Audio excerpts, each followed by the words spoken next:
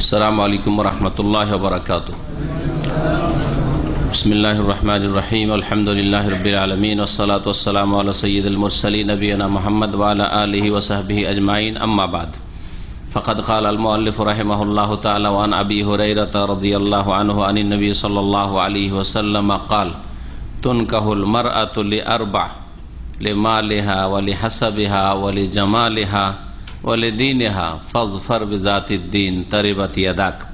मुत्तफ़क़ुन अलैहि मा बक़ियतिस सबअ। মহান আল্লাহ সমস্ত প্রশংসা যে আল্লাহ পাক রব্বুল আলামিন আমাদের সৃষ্টি করেছেন এবং আমাদের জন্য যাতে দুনিয়া আখিরাতের কল্যাণ রয়েছে তাই আমাদের জন্য তিনি পছন্দ করেছেন। সালাত এবং সালাম নাজিল হোক মুহাম্মদ রাসূলুল্লাহ সাল্লাল্লাহু আলাইহি সাল্লামের উপর, যিনি প্রত্যেক ভালো কাজ যা আমাদের জন্য উপকারী সেসব কাজের রাস্তা দেখিয়েছেন উম্মতকে, আজ সব মন্দ কাজ যা আমাদের ইহকাল পরকালের ক্ষতি করে জীবনের বিভিন্ন দিকের সেসব থেকে সতর্ক করেছেন। আমাদের বুলুগুল মারামে ধারাবাহিক আলোচনা হচ্ছে বিবাহ পর্ব নিয়ে। হাদিস নম্বর 839 বুলুগুল মারামে আবু হুরায়রা রাদিয়াল্লাহু তাআলা আনহু থেকে বর্ণিত, তিনি বলছেন নবী করিম সাল্লাল্লাহু আলাইহি সাল্লাম বলেন তুনকাহুল মারআতু লিআরবা, নারীদেরকে বিবাহ করা হয় 4টি বৈশিষ্ট্যের কারণে। তুনকাহুল মারআতু শাব্দিক অর্থ করলাম। তুনকাহ মানে বিয়ে করো নয়। আমাদের দেশের অনেক বক্তারা এইভাবে এই হাদিসটাকে পেশ করে যে নবী বলেছে যে তোমরা 4টা গুণ দেখে বিয়ে করো। হ্যাঁ, 4টা বৈশিষ্ট্য দেখে বিয়ে করো। ভুল কথা। যদি বিয়ে করো হয়তো তাহলে হয়তো ইন কেহু না কাহায়ান কেহ থেকে ইন কেহু বিবাহ করো বলতেন, বলা হয়নি। আমরা সেটা বলা হয়, কি বলা হয়েছে? তুন কাহু না কাহা ইয়ান কেহ মানে ইয়ান কেহ মানে বিবাহ করা, আর ইয়ন কাহ তুন কাহ মানে হচ্ছে বিবাহ করা হয়, মজহুলের সেগা। হ্যাঁ, বিবাহ করা হয় আল মারআতু নারী জাতিকে লে আরবাইন 4টি গুণ দেখে। অর্থাৎ যারা বিবাহ করে পুরুষরা যুবকরা তারা 4টি গুণ দেখে বিবাহ করার চেষ্টা করে। এই 4 গুণ পেয়ে গেলে কাজ করে দিলাম। লেমা লেহা প্রথম গুণ হচ্ছে যে ওই মহিলার ধন সম্পদ দেখে। ওর মহিলা ধন সম্পদ সে ব্যক্তিগত তার নিজেরই হোক, নিজের নামে হোক, অথবা তার বাবা মায়েরও, বাবা মায়ের হলে তার, কারণ তাতে তার অংশ রয়েছে। আল্লাহ পাক তার অংশ নির্ধারণ করেছেন, বাপ মায়ের জন্য দেওয়া ফরজ। যদি কেউ না দেয় সেসব বাপ মা জালেম। ছেলেকে দিচ্ছে, ছেলে সন্তানকে মেয়েকে দিচ্ছে না, জালেম তারা, মানুষের হক নষ্ট করলো, সুতরাং জাহান্নামে যেতে হবে এইসব বাপ মাকে। লেমা লেহা তার নিজের ধন সম্পদ নিজের নামের হোক অথবা বাপ মায়ের সম্পদ হোক, তাতেও ছেলে মেয়েদের অংশ রয়েছে। ছেলের 2 গুণ রয়েছে, মেয়ের 1 গুণ রয়েছে, কিন্তু অংশ রয়েছে। তো ধন সম্পদ একটা আকর্ষণ সৃষ্টি করে যে নারী, এই মেয়ের বাপের ধন সম্পদ আছে বা মেয়ের নামে এই বাড়ি আছে, এই আছে, সেই আছে ইত্যাদি, ব্যবসা আছে, এসব দেখে। ওয়ালি হাসাবেহা আর তার বংশ মর্যাদা দেখে, বংশীয় মর্যাদা দেখে। হাসাব, হাসাব নাসাব আরবি শব্দ হচ্ছে বংশীয় মর্যাদা। এটা দেখে, কারণ সম্ভ্রান্ত বংশে বিয়ে করতে চায় মানুষ, নিজেকে একটু সিনিয়র করার জন্য, যে এইরকম পরিবারে আমি ঢুকতে পেরেছি, তার জন্য এটা গৌরবের বিষয় হয় মানুষের জন্য। সেই জন্য বংশ দেখে মানুষ সাধারণত বিয়ে করে থাকে। ওয়ালে জামালেহা এবং নারী জাতির সৌন্দর্য দেখে বিবাহ করা হয়। দেখে যে সুন্দরী কিনা, আর সুন্দরী হওয়ার জন্য যে সব দিক রয়েছে, ধরন গঠন ইত্যাদি সব ওইসব দেখে। ওয়ালে দিনেহা আর তার দিনের কারণে, তার দিনদারি কেমন, তাকওয়া কেমন, হিজাব পর্দা কেমন, কতটুকু ইসলাম বুঝে, ইসলাম পালন করে, কতটুকু ইসলামী পরিবেশ সেই বাড়িতে রয়েছে, কতটুকু ইসলামের গণ্ডিতে আছে, এটাও দেখে। এটাও দেখে, অনেকেই দেখে, বিশেষ করে মুসলিম হলে। অমুসলিম হয়তো দিন দেখেন না, কিন্তু হ্যাঁ অমুসলিম দেখে, তার দিন দেখে। হিন্দু হিন্দুর দিকে আগ্রহী, ইহুদি ইহুদির দিকে আগ্রহী, খ্রিস্টান খ্রিস্টানের দিকে আগ্রহী, নাস্তিক নাস্তিকের দিকে আগ্রহী। আল খাবিসাত ওয়াল খাবিসিন আল খাবিসুন ওয়াল খাবিসাত, খবিশ পুরুষরা খবিশ মহিলার দিকে আগ্রহী। বেদিন যারা মুশরিক, মুশরিকের দিকে আগ্রহী। মুশরিক পুরুষ মুশরিক নারীর দিকে আগ্রহী, যেমন একজন মুশরিক নারী মুশরিকের দিকে আগ্রহী, বিদাতি মহিলা বিদাতি পুরুষের দিকে আগ্রহী, বিদাতি পরিবারে যেতে চায়, বিদাতি পুরুষ বিদাতি পরিবারে বিয়ে করতে চায়, বিদাতি মহিলাকে নিয়ে আসতে চায়। বিশেষ করে একজন মুসলিম হলে দিনটাও দেখে যে দিনদারি কেমন আছে। এই তো লোকেরা করে। নবী সাল্লাল্লাহু আলাইহি ওয়াসাল্লাম বলছেন ফাজফার বিজাতিদ দিন, জাফেরা ইয়াজফারো মানে সফল হয়ে যাওয়া, কামিয়াব হয়ে যাওয়া। ফাজা ইয়াফুজো মানে সাকসেস, সফল হওয়া। নাজাহা ইয়ানজাহ মানেও সফল হওয়া। আর জাফেরা ইয়াজফারো মানে হচ্ছে সফল হওয়া, কামিয়াব হওয়া। ফাজফার বিজাতিদ দিন, জাত, জুয়ের মুয়ান্নাস হচ্ছে জাত, জু মানে বিশিষ্ট, দিন বিশিষ্ট। জুদ্দিন একজন পুরুষ হলে জুদ্দিন মানে দিনদার, দিনওয়ালা। আর জাতুদ্দিন মুয়ান্নাস, তার স্ত্রীলিঙ্গ। তুমি সফল হয়ে যাও দিনদার মহিলাকে বিবাহ করে, দিনদার মহিলাকে ঘরে নিয়ে এসে তুমি সফল হয়ে যাও, কামিয়াব হয়ে যাও। তারে বাতিয়া দাগ, যদি তুমি দিনদার মহিলাকে নিয়ে এসে তুমি সফল না হইতে পারো, দিনদারিকে প্রাধান্য না দাও, তারে বাতিয়া দাগ, তাহলে তোমার দুই হাত ধুলো ধূসরিত হোক, ধুলোতে মিশে যাক। এ হচ্ছে শাব্দিক অর্থ, ধুলোতে মিশে যাক। এই কথাটি আসলে শব্দের দিক থেকে বা বাক্যের দিক থেকে এটা হচ্ছে বদদুয়া, বদদুয়া। কিন্তু আরবরা এইরকম বদদুয়ার বাক্য বেশ কিছু ব্যবহার করতেন তারা, কিন্তু উদ্দেশ্য বদদুয়া হইতো না, অভিশাপ দেওয়া হইতো না, বরং উদ্দেশ্য হইতো যে তুমি ক্ষতিগ্রস্ত হবে যদি এরকম না করো, উৎসাহিত করা বড় উদ্দেশ্য হইতো। আর আরবদের ভাষাতে এমনিতে চলে আসতো এইরকম প্রসঙ্গ আসলে, এখানে সেই রকমই ব্যবহৃত হয়েছে। অর্থাৎ কেউ যদি দিনকে প্রাধান্য না দিয়ে অন্য কিছু সে প্রাধান্য দেয়, তো তাকে নবী সাল্লাল্লাহু আলাইহি ওয়াসাল্লাম বদদুয়া দিয়েছেন ধ্বংসের, তার হাত ধুলোতে মিশা যাক মানে ধ্বংস হয়ে যাক, এটা উদ্দেশ্য নয়। মাটিতে মিশে যাক, এটা তো একটা ধ্বংসের দিক রয়েছে এতে অর্থ। আর কেউ কেউ এর অর্থ করেছেন যে মাটিতে ধুলো ধূসরিত হওয়া বা মাটিতে মিশে যাওয়া তা ইঙ্গিত হচ্ছে দারিদ্র্যের দিকে, অভাবের দিকে। তো তার এবার তাহলে তুমি যেন অভাবী হয়ে যাও, এইরকম কথা। ভাষ্যকার বলছেন যে ওয়াহাযিহিল কালিমাতু খারিজাতুন মাখরাজা মা ইয়াতাদুহু নাস ফিল মুখাতাবাত, এই কথাটি নবী সাল্লাল্লাহু আলাইহি ওয়াসাল্লাম থেকে বেরিয়েছে ওই বাক পদ্ধতিতে, বাকভঙ্গিমায়, যেই বাকভঙ্গিমায় তখনকার সাধারণ লোকেরা বলে থাকতো এই ধরনের কথা। উদ্দেশ্য বদদুয়া দেওয়া নাই যে সে অভাবী হয়ে যাক, তার অবস্থা শোচনীয় হয়ে যাক।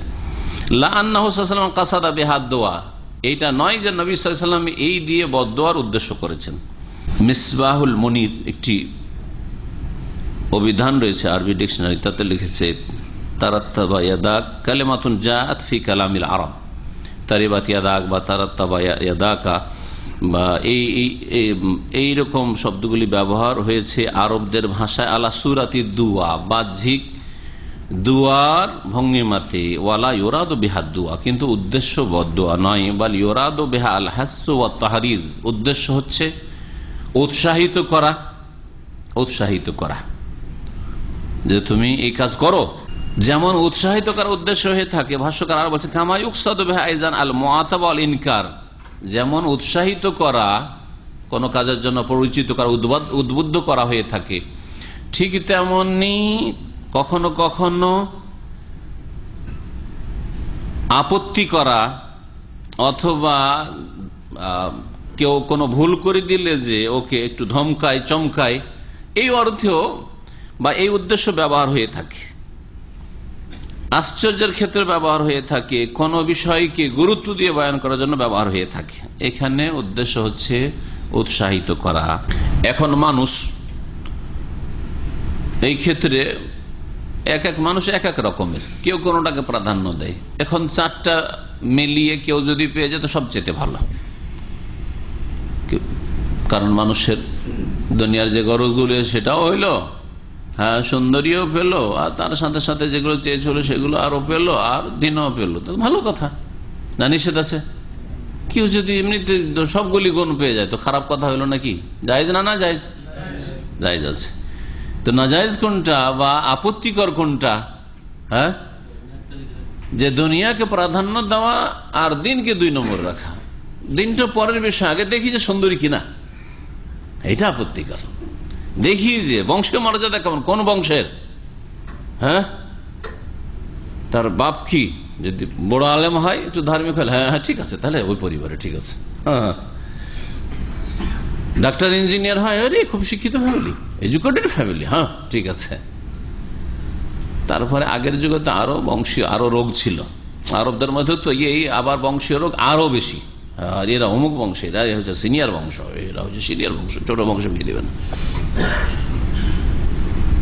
এই বড় বড় দাড়িওয়ালা, আর দেখতে একবারে প্যালেস্টাইনি লেবাননের মতো সুন্দর এক ভাই, তার সাথে আমার পরিচয় আল কাসিমে, কিন্তু বংশগত সে হচ্ছে দাস বংশ, আবিদ। বিয়ে হয়নি, অনেক বয়স প্রায় 35-40 হয়ে গেছে, বিয়ে হয়নি। আজকে থেকে সে 95 বা 94 ওই রকম সময়ে দেখা, কতদিন আগে, আজকে থেকে 20 বছর হয়ে যাচ্ছে। তো গল্প বলছি কি ব্যাপার, বিয়ে করা নেই, জিজ্ঞেস করলাম। তো বলছে পাত্রী খুঁজে পাই না। সুবহানাল্লাহ, এত সুন্দর মানুষ পাত্রী খুঁজে পান না? হ্যাঁ, স্মার্ট বলা যেতে পারে, পাত্রী খুঁজে পান না? বলছি না। কেন? বলছে আপনাকে শুধু বলছি যে আমরা হচ্ছে নাহরু মিনাল আবিদ, আমরা হচ্ছে গোলাম বংশ, যার ফলে এইসব বিয়ে চায় না আমাদের সাথে। এখন আমাকে ওই গোলাম দিকে খুঁজে বিয়ে করতে হবে। আর গোলাম বংশের মেয়ে সাধারণত এরকম পর্দা, হিজাব, দিনদারিতা খুব অভাব, এরকম দিনদার পাওয়া মুশকিল। আবার যেমন আমাদের দেশে মধ্যম শ্রেণীর লোকদের মধ্যে দিন আছে, হ্যাঁ, রিক্সা চালকের বাড়ি দিন পাওয়াই মুশকিল, যেমন বড় বড় পয়সাওয়ালাদের বাড়ি দিন পাওয়াই মুশকিল, ঠিক না? গরিব দেখে বিয়ে করবো, এবার রিক্সা চালক, এবার খড়ের বাড়ি, এই দিক থেকে ওই দিকে রাস্তা, ওর বাড়ির ভিতর দিয়ে রাস্তা, কোনো পর্দা নেই বাড়িতে, এদিক থেকে ঢুকে গোটা গ্রামের মানুষ ওই দিক থেকে বেরোয়, বোঝা গেছে? তার অভাবের কারণে নয়, আপনি যে বিয়ে করতে চান না তা নয়, কিন্তু তার বাড়িতে পহরাদার কোনো ব্যবস্থা নেই। দুনিয়ার নিয়ামত থেকে বঞ্চিত, দিনের নিয়ামত থেকে বঞ্চিত, ভালো রুজিও পায় না, তো নামাজও পড়ে না, বেনামাজি, রিক্সা চালিয়ে অথবা এইরকম জন্মজুরি করে কিছু পয়সা টেসে যা হয় মদ খায়, না হয় বিড়ি সিগারেট, আগে বিড়ি কিনবে তারপরে চাল ডাল, আছে না নেই? তাহলে বলেন দেখি, সিনেমা দেখবে। যদি সবগুলি গুণ পাওয়া যায় আর কেউ করে, কোনো দোষের কথা নাই। দোষের কথা হচ্ছে যে কেউ যদি দিনের উপর দুনিয়াকে প্রাধান্য দেয়। এক এক লোক এক এক রকমের রয়েছে। অনেকে আছে পয়সা ছাড়া কিছু ছিল না, ওর কথাই হলো পয়সাতে মান সম্মান হয়। আমি বেশ কিছু লোকের মুখে এরকম ভাষা শুনেছি, সেজন্য বলছি তাদের কাছ থেকে শুনেছি, পয়সা না থাকলে কেউ চিনবে না আমাকে, ও পয়সাতে না কেউ চিনবে। পয়সা দিয়ে ও মানুষের মাঝে খ্যাতি লাভ করবে, মান সম্মান লাভ করবে, পয়সাতে মান ইজ্জত আছে, পয়সায় তার দুনিয়া, পয়সায় তার আখেরা, সব কিছু তার পয়সা। মুসলিম, তার উপরে যদি মাদ্রাসা পড়ার লোক হয়, আর যে পয়সা ছাড়া কিছুই বুঝে না ও, হ্যাঁ, নামাজি লোক, হ্যাঁ, দিন শিখছেন, আর যদি পয়সা ছাড়া কিছু বুঝেন না, পয়সা যেখানে আছে সেখানে আছি, যেখানে দুটো পেটের ভাত আছে সেখানে আছি, দুনিয়ার গরজ আছে সেখানে আছি, তুচ্ছ একবারে, খুব নিকৃষ্ট নিম্নমানের চিন্তাধারা। তো অনেকে আছে এরকম, পয়সা থাকলে হইল, আরে আখলাখ টাখলাখ ব্যবহার যা আছে ও হয়ে যাবে পরে, পয়সা তো আছে। তো এক এক রকমের রয়েছে। কি আবার সুন্দরী ছাড়া কিছু বোঝে না, কিছু পায় না ভাই সুন্দরী বিয়ে করবো। বিশেষ করে আরব দেশে যারা চলে এসেছেন কাজকর্মে, অবিবাহিত, ওদের দেশে গিয়ে তো মহিলা ভালোই লাগে না, কারণ এখানে তো ইন্টারন্যাশনাল মার্কেট, তাই না? সারা বিশ্বের মেয়েদেরকে দেখা যায়, এখানে লেবাননি দেখতে পান, এখানে পাকিস্তানি দেখতে পান, চেহারা খুলে আসে মাশাআল্লাহ জুমরাতে, হ্যাঁ, এখানে দেখতে পান সারা বিশ্বে ফিলিস্তিনি দেখতে পান, এখানে সিরিয়ান দেখতে পান, তো দুনিয়া ইউরোপিয়ান দেখতে পান, সারা দুনিয়ার কোন দেশে কেমন সুন্দরী আছে সব দেখতে পান, কালোও দেখতে পান, সাদা, সব রকম পান, তাই না? যার ফলে সব দেখে এখন কোনটা বেশি সুন্দরী হইতে পারে দীর্ঘ অভিজ্ঞতা হয়ে গেছে, ভালো একটা অভিজ্ঞতা, যার ফলে দেশে গিয়া চোখে আসে না, বিয়ে করার মতো কোনো পাত্রী পাই না। এই রোগগুলি কাজ করছে। যারা এখানে আসার আগে বিয়ে করেছে অনেক ভালো, ওরা এখানে আসার পরে মদিনা ইউনিভার্সিটিতে লেখাপড়া করতে এসে এখানে আসার পরে যদি বিয়ে করতে যেত চোখ মোটা হয়ে যায়। চোখ মোটা বুঝেন তো এই ভাষাটা আমাদের দেশে, যে হ্যাঁ। আবার কিছু আল্লাহ ভীরু লোক আছে, ইয়াভাসানি দিন অত্তকা, দিন খুঁজে, তাকওয়া খুঁজে, সেটা হচ্ছে তার লক্ষ্য উদ্দেশ্য। আর এটি হচ্ছে এমন বৈশিষ্ট্য যার জন্য আল্লাতি হাসা আলাইহান নবী সাল্লাল্লাহু আলাইহি ওয়াসাল্লাম, যার জন্য নবী করিম সাল্লাল্লাহু আলাইহি ওয়াসাল্লাম উৎসাহিত করেছেন, উদ্বুদ্ধ করেছেন, ফাজফার বিজাতিদ দ্বীন, তুমি সফল হয়ে যাও দিনদার মেয়েকে বিয়ে করে। এই হাদিস, দিনদার মেয়েকে বিয়ে করে সফল হয়ে যাও। আপনি আপনার যে স্ত্রী আপনি বাছাই করছেন, এটা আপনার সারা জীবনের সঙ্গী, তাই না? এই হাদিস সারা জীবনের সঙ্গী। এই যে সারা জীবনের সঙ্গী, এই বিষয়টি থেকে যদি মাসলা ইস্তেমবাদ করেন, তো আপনার কিছুক্ষণেরও যদি সঙ্গী হয়, তারপরেও ভালো সঙ্গী বাছাই করার চেষ্টা করবেন।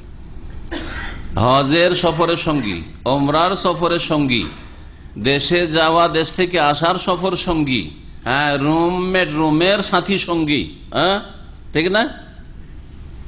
ট্যাক্সিতে আপনি 2 রিয়াল 3 রিয়াল দিয়ে আপনি কোথাও থেকে 91 থেকে এখানে আসছেন, হ্যাঁ, খবর থেকে আসছেন, হ্যাঁ, আপনার ট্যাক্সিতে ওই যে 5 জন সঙ্গী চেপেছেন, যাত্রী চেপেছেন, ওই সঙ্গী দেখছেন যে একজনের হাতে সিগারেট ধরা আছে আর তাতে দাড়ি শরীফ নিয়ে বসে গেলেন। এটা ভালো কাজ হলো নাকি? না, এটা ভালো কাজ খুব একটা হলো না। ফাসেকদের সাথে, পাপীদের সাথে আপনি বসে গেলেন সন্তুষ্ট চিত্তে, 10 মিনিট যাক, আমি দেখি কোনো ভালো মানুষের গাড়ি পাই কিনা। এইরকম করা উচিত, কারণ এইগুলো আপনার জীবনে কাজে আসবে, কাজে আসবে, এইরকম হওয়া উচিত। অনেকে না না না আমার গরজ আছে, তাদের যেতে হবে, ও সিগারেট খাচ্ছে, ওর কাজ, আমি আমার কাজ করবো, ওর কাজ করছে। হ্যাঁ, আপনার সঙ্গীটা ভালো বাছাই করেন। অনেক বছর আগে এখান থেকে আল্লাহর সাথে আমাদের একটা দায়ীদের একটা মিটিং ছিল, 2 দিন 3 দিনের মনে হয়। তো যাবো 2 জন, একজন রাস্তা মোড় থেকে এসছে, আমি এখান থেকে সম্ভবত, আর একজন ছিল মানে শেখের 3 জন। আমরা গিয়ে উঠতে গেছি, এখানে তো দেখছি একটা রাফেজি ড্রাইভার, শিয়া ড্রাইভার।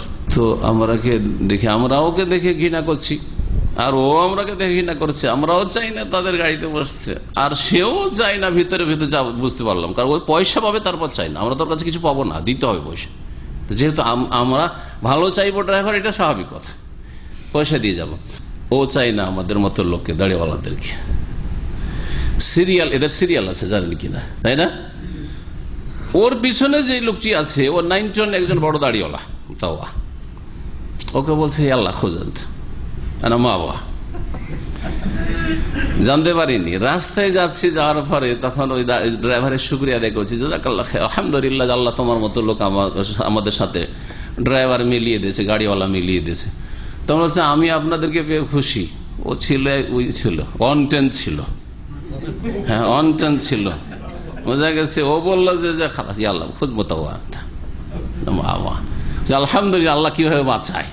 আমরা ওকে ঘৃণা করছি, ওর গাড়িতে যাবো না, ও লাইনে আছে, একটু লেট হলে যাবো না, ও নিয়ত করছে না ওই গাড়িতে যাবো না, একটু লেট হলে যাবো না, পরে দেখি ভালো মানুষ পাই কিনা। তো আল্লাহ মিলিয়ে দিল, বুঝতে পারছেন না? একবার একটা গাড়িতে উঠতে যাচ্ছি অন্য কোনো দেশ, দেখি যে ও ড্রাইভার মুখে সিগারেট দিয়ে আছে। দেখি আমার সাথে এক ভাই আছে, আমার গাড়িতে ওঠানোর জন্য, ও তো বুঝলো, ওর সাথে কথা বলা শুরু করেছে। আমি বললাম রাখো, ওই গাড়িতে না, মোটেই না, অন্য গাড়ি খুব। তাহলে যখন নবী করিম সাল্লাল্লাহু আলাইহি ওয়াসাল্লাম বলছেন ফাজফার বিজাতিদ দ্বীন, দিনদার সঙ্গী তুমি নির্বাচন করে কি হয়ে যাও, সফল হয়ে যাও, তাহলে আপনি জীবনে প্রতিটি ক্ষেত্রে দিনদার সঙ্গী বাছাই করার চেষ্টা করবেন। ব্যবসা বাণিজ্য শুরু করছেন, আরে টাকা পয়সাওয়ালা আছে, ভালো একটা পার্টনার পয়সার দিক থেকে, অথচ নেই, নামাজ নেই, যে আল্লাহর খেয়ানত করতে পারে, সে মানুষের খেয়ানত করতে পারে, স্বাভাবিক, 9-6 করতে পারে, কোনো ভয় নেই তার। কখনো তাকে অংশীদার হিসাবে ব্যবসা বাণিজ্যে নেবেন না, আপনি কাজকর্মে নেবেন না, আমলা হিসাবে, আপনার কর্মচারী হিসাবে নেবেন না, আপনার সঙ্গী ওগুলো আপনার সাথে কলিগ কাজ করবে আপনার আন্ডারে, না, কখনো নেবেন না। এই সমস্ত মাসাইলগুলি এই হাদিস থেকে ইস্তেমবাদ করা যেতে পারে। ফাজফার বিজাতিদ দ্বীন, শুধু স্ত্রীর ক্ষেত্রে নয়, রুমে বেনামাজি সব, রমজান মাসে রোজা রাখেন না, খুশির সাথে, আনন্দের সাথে তাদের সাথে থাকছেন, কারণ আপনার ডিস্ট্রিক্টের লোক, সেই জন্য। আমার দেশি, আমার ডিস্ট্রিক্টের, আমার অঞ্চলের আমার সাথে খুব পুরাতন সাদিক। সাদিক আবার কিসের? বেনামাজি আপনার সাদিক, হ্যাঁ, বেরোজাদার, আল্লাহর ফরজ আদায় করেন, আপনার কি করে বন্ধু হইতে পারে? কখনো না। একজন মুসলিমের জন্য জায়েজ নাই যে বলবে এরা বন্ধু। সূরা কাহফের আয়াত নম্বর 28 আল্লাহ পাক ইরশাদ করেছেন, ওয়াসবির নাফসাকা মাআল্লাযীনা ইয়াদউনা রাব্বাহুম বিল গাদাতি ওয়াল আশি ইউরিদুনা ওয়াজহা। হে নবী মুহাম্মদ সাল্লাল্লাহু আলাইহি ওয়াসাল্লাম, ওয়াসবির নাফসাক, তুমি তোমাকে অটল রাখো, ধৈর্যের সাথে রাখো, মাআল্লাযীনা, ওই সব লোকদের সাথে, আল্লাযীনা ইয়াদউনা রাব্বাহুম, যারা নিজেদের রবকে কি করে? ডাকে, আহ্বান করে, বিল গাদাতি ওয়ালা, সকাল বিকেল, আল্লাহকে ভুলেন না যারা, ইউরিদুনা ওয়াজহা, যারা আল্লাহর সন্তুষ্টি কামনা করে, ওয়ালা তা'দু আইনাকা আনহুম, আর তোমার দৃষ্টি যেন তাদের থেকে অন্যদিকে না চলে যায়, মানে ধনীদের দিকে, পয়সাওয়ালাদের দিকে, হ্যাঁ, যারা প্রভাবশালী, যাদের মাধ্যমে দুনিয়ার উন্নতি হবে, ওই দিকে যেন নজর না যায়। তরিদ জিনাতাল হায়াতের দুনিয়া, তুমি পার্থিব সাজসজ্জা চাও না। এই হাদিস যখন আমাদের সামনে আসলো যে দিনদার মেয়েকে বিয়ে করতে হবে, দিনদারিকে এক নম্বরে রাখতে হবে, তারপরে বাকি গুণগুলি যদি পান, যেগুলো আপনার কাম্য পার্থিব ক্ষেত্রে পান তো ভালো কথা, না পেলে কোনো দোষের কথা নাই। আসল গুণ হচ্ছে ভিতরের গুণ, দ্বীন এবং আখলাক, চরিত্রের গুণ। এই মর্মে একটি হাদিস ইবনে মাজাতে, বাজ্জারে আর বাইহাকিতে রয়েছে। আব্দুল্লাহ বিন আমর ইবনে আস রাদিয়াল্লাহু তাআলা আনহুমা থেকে নবী করিম সাল্লাল্লাহু আলাইহি ওয়াসাল্লাম বলেন, লা তানকিহুন নিসা লিহুসনিহিন্না, তোমরা মহিলাদেরকে বিয়ে করিও না তাদের সৌন্দর্য দেখে, শুধু সৌন্দর্যের কারণে বিয়ে করিও না। ফালাল্লাহু ইউরদিহিন্না, সম্ভবত হতে পারে যে তাদের সৌন্দর্য তাদেরকে ধ্বংস করে ফেলবে। সৌন্দর্য তাদেরকে কি করে ফেলবে? ধ্বংস করে ফেলবে। আপনারা এটা ব্যাখ্যা আমার চাইতে কম বুঝবেন না। সৌন্দর্য অহংকার সৃষ্টি করে দিতে পারে, সৌন্দর্য তার ডিমান্ড বাড়িয়ে দিতে পারে, সৌন্দর্য তাকে পাপে লিপ্ত করতে পারে, সৌন্দর্যের কারণে সে ভালো থাকার চেষ্টা করলেও তাকে ভালো থাকতে নাও দেওয়া হইতে পারে। ওয়ালালে মালহিন্না, আর ধন সম্পদ দেখেও বিয়ে করিও না। ফালাল্লাহু ইউতগিহিন্না, কারণ হতে পারে যে ধন সম্পদ তাকে সীমা লঙ্ঘনকারী বানিয়ে দিতে পারে। ধন সম্পদের কারণে, হ্যাঁ, তার দ্বারা বাড়াবাড়ি হতে পারে। স্বামীকে পরই করে না, মনেই করে না স্বামীকে, কি তুমি রাখো আর না রাখো, কি অভাব আছে আমার বাবার। ওয়ানকিহুহুন্না লিদ্দীন, বিয়ে করো নারীদেরকে তাদের দিনের কারণে, দিনের গুণ দেখে। ওয়ালা আমাতুন সাউদা খারকা যাতু দীনিন আফজালু, যদি কালো দাসী হয় আর বুদ্ধিও কম হয়, খারকা, বুদ্ধির অভাব থাকে, জ্ঞান বুদ্ধিরও কিছুটা অভাব থাকে, মানে সোজা সাদা সিধা, বেশি বুঝে না কিছু, তো যেমন চাইছেন আপনি যে খুব চালাক চতুর হোক, ওই রকম নয়, হয়তো সাদা সিধা। যাতো দিন, কিন্তু দিনদার যদি মহিলা হয়, আফজালু, এটা হচ্ছে শ্রেয়। হাদিস আল জামে সাগীরে রয়েছে, কিন্তু হাদিসটিকে আল্লামা আলবানী খুব জয়ীফ বলেছেন। হাদিস নম্বর 6216। হাদিস জয়ীফ, কিন্তু এর সমর্থক আমাদের কাছে সহিহ হাদিস, যে হাদিসটি আমাদের এই কিতাব বুলুগুল মারামে রয়েছে, এই জন্য বয়ান করলাম। এই শব্দ দিয়ে এই কথাগুলি আমাদের কাছে সাব্যস্ত নয় যখন দুর্বল হাদিস, কিন্তু এর অর্থ আমাদের কাছে সাব্যস্ত, হ্যাঁ, যে ফাজফার বিজাতিদ্দিন। নবী সাল্লাল্লাহু আলাইহি সাল্লাম কামিয়াবির কথা বলেছেন, সফলতার কথা বলেছেন, দিনদার রমণী ঘরে থাকলে সফলতা লাভ হয়, এই কথা তো বোঝা গেল। শুধু এই কথা বলেন তুমি দিনদার মেয়েকে বিয়ে করে, এটা তো উদ্দেশ্য নেই, সফলতার কথা বলা হয়েছে। তাহলে জীবনটা সাকসেস হবে যদি দিনদার রমণী আপনার ঘরে থাকেন। ইমাম ইবনে কাসির রাহমাতুল্লাহ আলাইহি বলেছেন যে এই হাদিসের সনদে আব্দুর রহমান ইবনে জিয়াদ ইবনে আনম আল আফরিকি, আফ্রিকিকে ইফরিকিও বলে আরবিরা, যায়ীফ, সেই জন্য হাদিস যায়ীফ।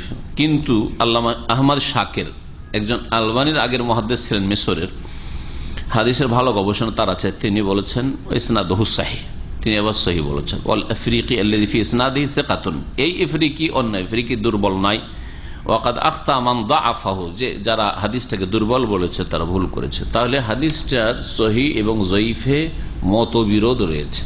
যখন মতবিরোধ রয়েছে নিশ্চিত সহি তাও বলতে পারবো না, আর নিশ্চিত জয়ীফ তাও বলতে পারবো না, আর আমরা কোনো ক্ষেত্রে কারো মোকাল্লেদ নই।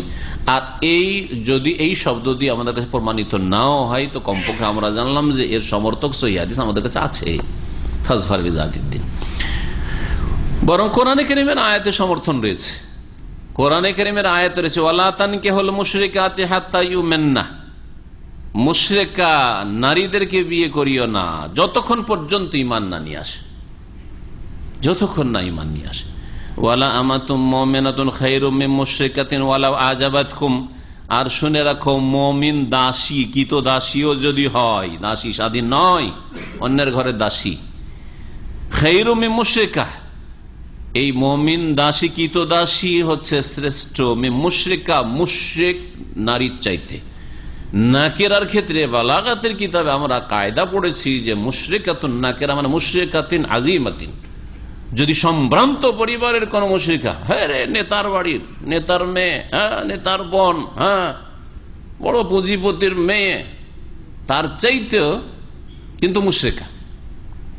আর মুমিনা যে সে হচ্ছে দাসী, সে অনেক ভালো, অনেক ভালো তোমার জন্য। কোরআন বলছে ওয়ালা আজাবাত, যদিও তোমাদেরকে ওই মুশরিকা চমৎকৃত করে, আনন্দিত করে, খুব ভালো ভালো গুণ রয়েছে তার মধ্যে, আকৃষ্ট করছে, কিন্তু তাও খবরদার বিয়ে করিও না। ওয়ালাউ তুনকিহুল মুশরিকিন হাত্তা ইউমিনু, আর মুশরিক ছেলেদের সাথেও বিবাহ দিও না। ওয়ালা তুনকিহু বলেছেন, বিয়ে দিও না, তাহলে বোঝা গেল যে মেয়েরা নিজে থেকে বিয়ে করলে কাজ হবে না, বিয়ে দিতে হয় তাদের। আর বিয়ে করার ক্ষেত্রে তানকিহু, আল্লাহ বলেছে ওয়ালা তানকিহুল মুশরিকাত, মুশরিক রমণীদেরকে বিবাহ করিও না। তাহলে বোঝা গেল ছেলেদের ক্ষেত্রে বাপ না থাকলে বিয়ে হবে না এই কথা নয়, বড় ভাই না থাকলে, একজন ওলি অভিভাবক না থাকলে বিয়ে হবে না এই কথা নেই, কোরআন বলছে, বুঝছেন না? সুতরাং নবী সাল্লাল্লাহু আলাইহি ওয়াসাল্লামের হাদিসের সমর্থন কোরআনে কারীম আয়াতে রয়েছে, লা নিকাহা ইল্লা বিওয়ালিন, মেয়েদের বিবাহ হয় না, সাবালিকা হোক আর নাবালিকা হোক, বিবাহিতা হোক আর অবিবাহিত, কুমারী হোক অথবা বিধবা তালাক প্রাপ্তা হোক। লা নিকাহা ইল্লা বিওয়ালিন, হ্যাঁ অভিভাবক ছাড়া, শরীয়ত সম্মত অভিভাবক ছাড়া বিবাহ হয় না, বিবাহ হয় না। ওয়ালা তুনকিহুল মুশরিকিন, মুশরিক ছেলেদের সাথে, যুবকদের সাথে, পুরুষদের সাথে বিবাহ দিও না, হাত্তা ইউমিনু, যতক্ষণ পর্যন্ত মুমিন মুসলিম না হবে। আকীদা, কবর মাজার পূজার আকীদা, বিয়ে দিও না আল্লাহ বলছেন। মুশরিক মানে শুধু হিন্দু হয় না, মুশরিক মানে শুধু নন মুসলিম হয় না, মুশরিক মানে যারাই শিরক করে, যাদের আকীদা, আমলে, ইবাদতে, কথায় শিরক আছে, মুশরিকদের সাথে বিবাহ দিও না। ওয়ালা আবদুম মুমিনুন খায়রুম মিন মুশরিক, আর শুনে রাখো অবশ্যই মুমিন কিত দাস, খায়রুম মিন মুশরিক, বড় বড় মুশরিক নেতার ছেলে, হ্যাঁ পুঁজিপতির ছেলের চাইতেও বেশি শ্রেষ্ঠ মুমিন কিত দাস, যদি চাকরও হয়, কারো গোলামি করছে তাও ভালো। ওয়ালাউ আজাবাকুম, যদিও তোমাদেরকে কোন মুশরিক ছেলে চমৎকৃত করে, খুব সুন্দর ভালো ছেলে, ভালো গুণ আছে, তার পার্থিব গুণ আছে না, উলাইকা ইয়াদউনা, কেন উলাইকা ইয়াদউনা ইলান নার, কারণ এরা মুশরিকরা জাহান্নামের আগুনের দিকে ডাকছে। আল্লাহু ইয়াদউ ইলাল জান্নাহ, আর আল্লাহ জান্নাতের দিকে ডাকছেন। তুমি জান্নাতের দিকে যেতে চাও, তাহলে তোমার ঘরের স্ত্রীটা মুমিনা হইতে হবে। তুমি যেই ছেলেটাকে মেয়ে দিবে, বোন দিবে, সেটা মুমিন হইতে হবে, না হলে খেয়ানত করবে তুমি, খেয়ানত করবে তুমি যদি মুশরিকের ঘরে বিয়ে দাও, বেনামাজির ঘরে বিয়ে দাও, হ্যাঁ বেদিনের ঘরে বিয়ে দাও, দুনিয়া দেখে শুধু দাও। আল্লাহু ইয়াদউ ইলাল জান্নাতি ওয়াল মাগফিরাতি বিইজনিহি, আর আল্লাহ রাব্বুল আলামিন তার জান্নাতের দিকে আর মার্জনার দিকে আহ্বান করছেন তার অনুমতি ক্রমে। ওয়া ইউবাইয়িনু আয়াতিহি লিন-নাস লাআল্লাহুম ইয়াতাযাক্কারুন, আল্লাহ পাক তার আয়াতগুলিকে বিশদভাবে বর্ণনা করেন যাতে লোকেরা উপদেশ গ্রহণ করে। এই হাদিস থেকে আরো বোঝা গেল যে আপনি কখনো মেজরিটিকে আপনার জন্য আদর্শ মনে করবেন না। সমাজের লোক সবাই তো তুনকাহুল মারাত, তাহলে সমাজের লোক কি করে, সাধারণত মেজরিটি এইসব দুনিয়ার গুণ দেখে বিবাহ শাদী করে, খবরদার, তারা তোমার জন্য আদর্শ নয়। তোমার জন্য আদর্শ হচ্ছে রাসূলুল্লাহ সাল্লাল্লাহু আলাইহি ওয়াসাল্লাম, কোরআন এবং হাদিস। এই হাদিস থেকে আরো বোঝা যায় যে মানুষের যেন দৃষ্টি এক ভঙ্গি একেবারে খুব সংকীর্ণ না হয়, দূরদর্শিতা যেন থাকে, যে কোনো কাজের ক্ষেত্রে, কোনো পদক্ষেপ নেওয়ার ক্ষেত্রে কি থাকে? দূরদর্শিতা থাকে। এটা কেন করে বোঝা গেল? কারণ যদি পয়সাওয়ালার ঘরে বিয়ে করতে পারেন, নগদ নগদ বেনিফিট শুরু হয়ে গেল। সুন্দরী মেয়ে যদি ঘরে উঠাইতে পারেন তো নগদ নগদ আপনি, হ্যাঁ, সুন্দরী রমণী পেয়ে গেছেন, মাশাআল্লাহ। হ্যাঁ, যদি ভালো বংশে একটা ঢুকতে পারেন বিয়ে করে, তাহলে এটা নগদ নগদ শুরু হয়ে গেল। এগুলো হচ্ছে কি? সংকীর্ণ দৃষ্টিভঙ্গি। আর দূরদর্শিতা হচ্ছে যে এগুলো গুণ নাই থাক, দিন আছে আমার। এই দিনের ফল যদি আমি এখন নাও পাই, সুন্দরী অত নয়, পয়সাও নাই, হ্যাঁ, ওই রকম বংশেরও নয়, ইত্যাদি, দুনিয়ার এইসব নেই, কিন্তু দিনের কারণে হবে কি? অনেক দূর পর্যন্ত দৃষ্টি রাখেন, দূরদর্শিতা। মানে শুধু আখেরাত, এ বলছে আখেরাত, শুধু আখেরাত নয়, কারণ ভালো জমিতে ভালো ফসল হয়, ভালো জমিতে ভালো ফসল হয়। নবী সাল্লাল্লাহু আলাইহি ওয়াসাল্লাম একটা হাদিসে রয়েছে, আল মাম্বাতুসু, খারাপ জমিনে, খারাপ ভূমিতে কখনো ভালো ফসল উৎপন্ন হতে পারে না। হবে নাকি? তো আপনার স্ত্রী হচ্ছে নিসাউকুম হারসুল লাকুম, ক্ষেত খামার, আপনার জমি, হ্যাঁ, সেই জমি আপনার যদি ভালো হয় তো ফসল ভালো হবে। তো দূরদর্শিতা হচ্ছে যে যদিও সুন্দরী নয়, কিন্তু নেক মেয়ে যদি বিয়ে করি তো ভালো আমার ছেলে মেয়েদের তরবিয়ত করবে, ছেলে মেয়েরা ভালো দিনদার পরেজগার হবে, এরা আল্লাহ ভীরু হবে, এরা আলেমে দিন হবে, দিনের খাদেম হবে, এরা আমার জন্য দোয়া করবে, এবং এরা আমার দুনিয়ার ক্ষেত্রে আপনাকে কেউ চিনত না, কিন্তু আপনার ছেলেরা ভালো আলেম হওয়ার কারণে আপনাকে দুনিয়া চিনে গেছে, অমুকের ছেলে, আপনার নাম কেউ চিনত না, আপনি এমন লোক যেন কেউ জানত না হয়তো, ঠিক কিনা? অনেক মানুষ রয়েছে যে ওকে কেউ চিনত না, ও পরিচিত হয়েছে ওই ছেলের মাধ্যমে বা মেয়ের মাধ্যমে। এটা হচ্ছে দূরদর্শিতা, দুনিয়ার দূরদর্শিতা, দুনিয়ারও লাভ, দিনের লাভের সাথে দুনিয়ারও লাভ রয়েছে। আল্লাহ পাক একেবারে দুনিয়া দেবেন না এই কথা তো বলেন নাই, কিন্তু একটু দূরদর্শিতা লাগবে, আপনার ফায়দাটা যেন সুদূর প্রসারিত হয়। আর আখেরাত তো আছেই। এই হাদিসের ব্যাখ্যা হাসান বসরি রহমতুল্লাহ আলাইহির একটি উক্তি দিয়ে শেষ করছি। বলছেন যে একটি বর্ণনায় রয়েছে যে হাসান বসরির কাছে একজন লোক আসলো, আসার পরে ওয়াকাল আল্লাহু ইন্নাহু লি বিনতান ওহিব্বুহা ওয়াকাদ খাতাবাহাল কাসীর ফামান তুশিরু আলাইয়া আন উযাওওয়াজাহা লাহু। বলছে আমার একটি মেয়ে আছে, খুব ভালোবাসি। আর কেরা ভালোবাসে মেয়েকে? যদি ভালো মানুষ হয় তো অবশ্যই ভালোবাসে। মেয়েকে খুব ভালোবাসি, যখন মেয়েকে ভালোবাসি, কেউ নিজের মেয়েকে ভালো পেলে তার নিচে কোথাও রাখতে যাবে না, ঠিক কিনা? এখন ওকে কয়েক ওয়াকাদ খাতাবাহাল কাসীর, অনেক ছেলেরাই পয়গাম দিয়েছে, প্রস্তাব পাঠিয়েছে। ফামান তুশিরু আলাইয়া আন উযাওওয়াজাহা লাহু, তাহলে আমার একটি মেয়ে আর খুব আমার প্রিয় মেয়ে, এই মেয়ের কার সাথে বিয়ে দেবো? অনেক ছেলেই পয়গাম পেশ করেছে। কালা যাওওয়াজহা রাজুলান ইয়াখাফুল্লাহ। হাসান বসরি রহমতুল্লাহ আলাইহি বললেন যে এমন ব্যক্তির সাথে তুমি বিবাহ দাও তোমার মেয়ের, যে আল্লাহকে ভয় করে। যে কি করে?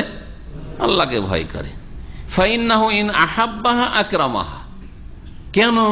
কারণ যদি সে ভালোবাসতে পারে স্ত্রীকে, তোমার মেয়েকে, তাহলে সম্মান করবে। কেন? ভালোবাসার সম্মান করবে, যত্ন করবে স্ত্রীর। আর যদি ওয়াইন আবগাযা, আর তার অন্তরে যদি ভালোবাসা না জানো, অনেক সময় ভালোবাসা নিজের ইখতিয়ারে থাকে না, পারা যায় না। আপনি হয়তো চেষ্টা করছেন যে একে ভালোবাসবে, কিন্তু ভালোবাসা অন্তরে আসছেই না, হয়তো এটা হতে পারে। যার হয়েছে সে বুঝবে, যার হয়নি সে বুঝতে পারবে না। কারণ ভালোবাসা এমন একটা জিনিস, সেই ক্ষেত্রে বড় বড় মানুষও স্বাধীন নয়। নবী করিম সাল্লাল্লাহু আলাইহি ওয়াসাল্লাম এই জন্য পালা ভাগ করে দেওয়ার পর বলতেন, আল্লাহুম্মা হাযা কাসমী ফিমা আমলিকু ফালা তালুমনি ফিমা তামলিকু ওয়ালা আমলিকু। আল্লাহ, এই আমি যে যতটা মালিক ছিলাম সেই মালিক হিসাবে আমি ভাগ বন্টন করে দিলাম। পালা নির্ধারণ করেছে, 9 স্ত্রীর জন্য 9 দিন 9 রাত। ফালা তালুমনি ফিমা তামলিকু ওয়ালা আমলিকু, আমাকে তুমি তিরস্কার করিও না, ভর্ৎসনা দিও না এমন ক্ষেত্রে যার মালিক তুমি, ওয়ালা আমলিকু, আমি মালিক নই। সেটা কি? অন্তরে ভালোবাসার ক্ষেত্রে 9টা স্ত্রীর মধ্যে সমান ভালোবাসা। একটা থাকলে বুঝতে পারছেন না, দুটো থাকলে বুঝতে পারতেন। সমান করার চেষ্টা করছেন, ভালোবাসা সমান করতে পারবেন না, হয়তো কম বেশি হয়েই যেতে পারে, বলা যায় না, অনেক সময় বড়টার বেশি হইতে পারে, আবার অনেক ছোটটার হইতে পারে। নবী সাল্লাল্লাহু আলাইহি ওয়াসাল্লাম সবচেয়ে বেশি ভালোবাসতেন আয়েশা রাদিয়াল্লাহু তাআলা আনহাকে, মহিলাদের মধ্যে আর পুরুষদের মধ্যে তার পিতাকে ভালোবাসতেন আল্লাহর তরফ থেকে। ফালা তালুমনি, আল্লাহ তুমি আমাকে তিরস্কার করিও না কিয়ামতের দিনে যে তুমি কেন বেশি ভালোবেসেছো, আমার ক্ষমতা নেই, তামলিকু, তুমি মালিক, আমি তো মালিক না, অন্তরের মালিক তুমি আল্লাহ। কিন্তু বাহ্যিক আমি কোন রকমের পার্থক্য করি না, এটা হচ্ছে আপনার ফরজ। ওয়াইন আবগাযাহা, স্বামী স্ত্রীকে, তোমার মেয়েকে, হাসান বাসরি ওই লোককে বলো, তোমার মেয়েকে যদি ও ঘৃণা করে, ভালোবাসতে পারছে না, যাকে জামাই করেছো, লাম ইয়াজলিমহা, তাহলে সে কমপক্ষে তোমার মেয়ের উপর জুলুম করবে না, মারধর করবে না, হ্যাঁ, তারপরে হো করবে না, হ্যাঁ, গালমন্দ করবে না, মানসিক কষ্ট দেবে না, খাওয়া দাওয়ার কষ্ট দেবে না, কষ্ট দেবে না, মানিজ্যতার সাথে রাখবে, আর না হলে মানিজ্যতার সাথে বিদায় করবে, আর রাখতে হয়তো জুলুম করে রাখবে না। মেয়ে পাত্রী চয়েসের ক্ষেত্রে তো এই হাদিস, পাত্রের ক্ষেত্রে কিতাবে হাদিস আছে, হাদিস থাকে তাহলে এখানে নিয়ে আসা হয়নি হাদিস, এই জন্য সেই হাদিসটা পেশ করে দিই। কার জানা আছে হাদিস? পাত্রী চয়েস করলো তো এই কথা বলেছেন নবী করিম সাল্লাল্লাহু আলাইহি ওয়াসাল্লাম, ফাজফার বিজাতিদ দ্বীন, চারটা গুণ লোকেরা দেখে, তুমি দিনদার মেয়েকে বিয়ে করে সফল হয়ে যাও। কিন্তু পাত্রের ক্ষেত্রে ইজা খাতাবা ইলাইকুম, নবী করিম সাল্লাল্লাহু আলাইহি ওয়াসাল্লাম বলছেন, মান তারদাউনা দীনাহু ওয়া খুলুকাহু, তোমাদের কাছে যদি প্রস্তাব নিয়ে আসে এমন কোন ব্যক্তি যার পছন্দ করছো দিন এবং আখলাক চরিত্র, যদিও আখলাক চরিত্রটা দিনের একটা অংশ, কিন্তু বিশেষভাবে বলা হয়েছে এর গুরুত্বের কারণে, কারণ দাম্পত্য জীবনে আখলাক বিশেষভাবে অত্যন্ত জরুরি জিনিস। আখলাক ছাড়া দিনের আরো যে দুটো দিক আছে, একটা হচ্ছে আকীদার দিক আর একটা ইবাদতের দিক। যদি আকীদার সহিহ আকীদার, একেবারে সালাফি দাবিদার, হ্যাঁ, পাক্কা মুসলিমে কোরআন হাদিসের দলিল ছাড়া চলি না দাবিদার যদিও হয়, আর ইবাদত বন্দেগীতে রাসূলের তরিকা ছাড়া আমি বিনা দলিলে না মানতে রাজি না কোনো মাসলা। ভালো কথা, ইবাদত তো ঠিক আছে, নবীর তরিকার নামাজ, নবীর তরিকার রোজা, নবীর তরিকার হজ, নবীর তরিকার উমরা, একেবারে জীবন ইবাদত বন্দেগীর ক্ষেত্রে নবীর রাসূলের তরিকা। আর তৃতীয় দিক হচ্ছে আখলাক, আচরণের দিক, মুআমালাত। একজন স্বামীর যদি আকীদাও ঠিক হয়, ইবাদতও সুন্দর, নামাজে আগে আজানের আগে উঠে বসে আছে, মসজিদে গিয়ে বসে আছে, কিন্তু স্ত্রীর সাথে তার ব্যবহার খারাপের কারণে ভালো ব্যবহারই করে না, আসলেই তা শুরু করে দিল, কি করে ভুল ধরতে পারে, প্রতিদিন লেগে আছে শুধু সিআইডি তদন্ততে যে কিভাবে ভুল বের করা যায়, কোথায় দোষ ত্রুটি, কোন সময় দোষ ত্রুটি উপেক্ষা করতেই জানে না। মনে রাখবেন, এই ক্ষেত্রে যে কোনো দুজন ব্যক্তি, স্বামী স্ত্রী হোক অথবা যে কোনো সঙ্গী হোক, একটা অফিসে কাজ করছেন দুইজন মাত্র, হ্যাঁ, বা একসাথে সফর করছেন দুইজন, যদি ছাড় দেওয়ার মতো ভালো গুণ আপনার মধ্যে না থাকে তো এক পা বাড়াতে পারবেন না, চলতে পারবেন না। উপেক্ষা করা, তা সামহ যেটাকে বলা হয়, মুসামাহা, উপেক্ষা করা, ভুল দেখলেন তারপরে যাক, ইগনোর করা, নাকি ঠিক আছে না ইংলিশ মানে না, উপেক্ষা করতে হবে, উপেক্ষা করতে হবে, ভুল ত্রুটি দেখে উপেক্ষা করতে হবে, বারবার না, 10 বার 20 বার না, 5 বার 7 বার না, ঠিক আছে, একবার দুবার হইল, ছোটখাটো ভুল আছে, ছেলেদের ক্ষেত্রে এরকমই, মেয়েদের ক্ষেত্রে এরকমই না। আপনার মেয়ে ভুলই করবে না, আপনি ভুল করেন নাই, আপনার ছেলে ভুলই করবে না, না খেলাধুলা করবে না, দুষ্টামি করবে না, অবশ্যই করবে, ছাড় দিতে হবে, ছেড়ে দিতে হবে না, ছাড় দিতে হবে, ছেড়ে দিতে হবে না, একেবারে ছেড়েই দিলে বিনা লাগাবে না, এরকম না, মাঝে মাঝে ছাড় দিতে হবে, অপেক্ষা করতে হবে, যে না হতে পারে এরকম ভুল, আমারও ভুল হইতে পারে, আমি একজন পুরুষ, আমার স্ত্রীর ভুল হইতে পারে, ছাড় দিতে হবে। আল্লাহ পাক যেন তৌফিক দান করেন, উদারতা দান করেন। এটা হচ্ছে উত্তম আখলাকের ফল। যদি আপনার চরিত্র ভালো থাকলে তাহলে ছাড় দেবেন, না হলে ধরার ক্ষেত্রে শক্ত করে ধরবেন। আপনাকে ধরার আছে কে? আপনাকে ধরাতে মেজাজ গরম, তুই স্ত্রী আমার ভুল ধরবি, কত সাহস, তুই আমার ঘরে খাইস আর তুই আমার ভুল ধরবি, ঠিক না? কিন্তু ব্যবহার ভালো থাকলে, আখলাক চরিত্র ভালো থাকলে, আল্লাহর ভয়, হাসান বাসির কথা, আল্লাহর ভয় থাকলে, আরে আমি ওর ভুল ধরি, যদি আমার ভুল ধরার অধিকার থাকে তো সেও যদি আমার ভুল ধরে দেয় সংশোধনের জন্য, অসুবিধাটা কি? বাস আপনাকে লাঞ্ছিত অপদস্থ যেন না করে, আপনি ওই রকম লাঞ্ছিত অপদস্থ করবেন না। এবার আপনার গোটা ফ্যামিলির সামনে যদি আপনার স্ত্রীকে লাঞ্ছিত অপদস্থ করেন তার ভুল ত্রুটির কারণে সবার সামনে, তো আপনিও সেই যোগ্য, আপনি ওই রকম অপদস্থ হওয়ার যোগ্য। আপনি তাকে লাঞ্ছিত অপদস্থ করবেন, মানুষের সামনে বেইজ্জত করবেন, আর আপনি আর বেইজ্জতি হোক, অপমানিত হন, মানুষের কাছে ছোট হন, এইভাবে সে আপনার দোষ ত্রুটি তুলে ধরবেন সবার সামনে, আপনার সংশোধনমূলক যাতে সংশোধন হয় সেই রকমের কাজ করবে। হ্যাঁ, যখন সংশোধন না হচ্ছে, সীমা ছড়িয়ে যাচ্ছে অন্যায়, যেমন নামাজি স্বামী পড়তে চাই না, শিরক ছাড়তে চাই না, বা নাস্তিকতা রয়েছে, বিধর্মী, অথবা এইরকম বড় ধরনের দোষ রয়েছে, জেনা ব্যভিচারে লিপ্ত, না একে বুঝিয়েও করা যাচ্ছে না, তখন অবশ্যই শক্ত হইতে হবে, স্ত্রীকেও শক্ত হইতে হবে, যেমন স্বামীকে শক্ত হইতে হবে। এইসব ক্ষেত্রে ছাড় নেই। ছাড় দেওয়া মানে এই নয় যে বড় বড় পাপ কাবিরা গুনাহ হচ্ছে আর ছাড় দেওয়া আরো একটা সীমা আছে, যে কোন কোন ক্ষেত্রে ছাড় দেওয়া যেতে পারে, সেই ক্ষেত্রে আপনার জ্ঞান থাকতে হবে শরীয়তের। ওয়া নবী হুরায়রা রাদিয়াল্লাহু আনহু আন্না নবী সাল্লাল্লাহু আলাইহি ওয়াসাল্লাম কানা ইযা রাফা ইনসানান ইযা তাজাওয়াজা ক্বালা বারাকাল্লাহু লাকা ওয়া বারাকা আলাইকা ওয়া জামা বাইনাকুমা ফি খাইরিন। আগে যে হাদিসটা বলছিলাম পুরা হয়নি মনে হয়। ইযা খাতাবা আলাইকুম মান তারদাউনা দীনাহু ওয়া খুলুকাহু ফাযাওয়িজুহু, তোমাদের কাছে কেউ যদি প্রস্তাব নিয়ে আসে, কোন ছেলে, এমন ছেলে, মান তারদাউনা দীনাহু ওয়া খুলুকাহু, যার দ্বীন এবং আখলাক চরিত্র পছন্দ, হ্যাঁ পছন্দ মতো একবারে, হ্যাঁ, তাহলে ফাযাওয়িজুহু, তাহলে বিয়ে দিয়ে দাও। নবী সাল্লাল্লাহু আলাইহি ওয়াসাল্লাম কি বলছেন? তাহলে বিয়ে তোমার মেয়ের, বোনের, যার তুমি ওলি হয়েছ, যার আপনি অভিভাবক, আপনার নেতৃত্বে থাকলে তখন, কারণ আপনি তো এর ছাড়া অতিরিক্ত হলে পরামর্শ দেওয়া ছাড়া কোনো ক্ষমতা নেই। বাপ বেঁচে আছে, আপনার বোনের বিয়ে, তাহলে পরামর্শ দেওয়া ছাড়া এর বেশি আপনার কি চলবে না। কিন্তু আপনার যদি নেতৃত্ব দিয়ে থাকেন, আল্লাহ আপনাকে ওলি বানিয়েছেন, তাহলে ফাযাওয়িজুহু, বিয়ে দিয়ে দাও। ইল্লা তাফালুহু, ভালো ছেলে, দ্বীন আখলাক ওয়ালা ছেলে পাওয়া সত্ত্বেও যদি না বিয়ে দাও, তাহলে এখনো সময় হয়নি বিয়ে দেওয়ার, অথচ 20 বছর হয়ে গেছে, না মাস্টার ডিগ্রিটা করুক, হ্যাঁ এখন লেখাপড়া সেরে নিক, এই করুক আর সেই করুক, এখন লেখাপড়া সেরেছে, একটা চাকরি একটা হয়ে যাক, তাহলে আরো ভালো ছেলে পাওয়া যাবে। এই করতে করতে 22 বছর পার, 25 চলে গেল। ইল্লা তাফালুহু, যদি বিয়ে না দাও ভালো ছেলে পাওয়া সত্ত্বেও, তাকুন ফিতনাতুন ফিল আরদি ওয়া ফাসাদুন আরিজ, তাহলে পৃথিবীতে ফিতনা, বিশৃঙ্খলা সৃষ্টি হবে, পাপ ছড়িয়ে পড়বে, ফাসাদুন আরিজ, আর চরম মাত্রায় ফাসাদ, বিপর্যয় সৃষ্টি হবে, ফিতনা ফাসাদ সৃষ্টি হয়ে যাবে। ফিতনা ফাসাদ কথাটি অত্যন্ত ব্যাপক।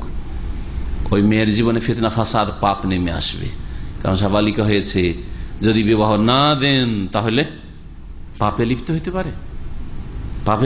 পারে, বিবাহ শাদী দিচ্ছেন না, ওইদিকে হ্যাঁ বয়ফ্রেন্ড ধরে বসে আছে কলেজ ইউনিভার্সিটিতে, বিবাহ দিচ্ছেন না, লুকিয়ে লুকিয়ে প্রেম আলাপ করছে, চলছে।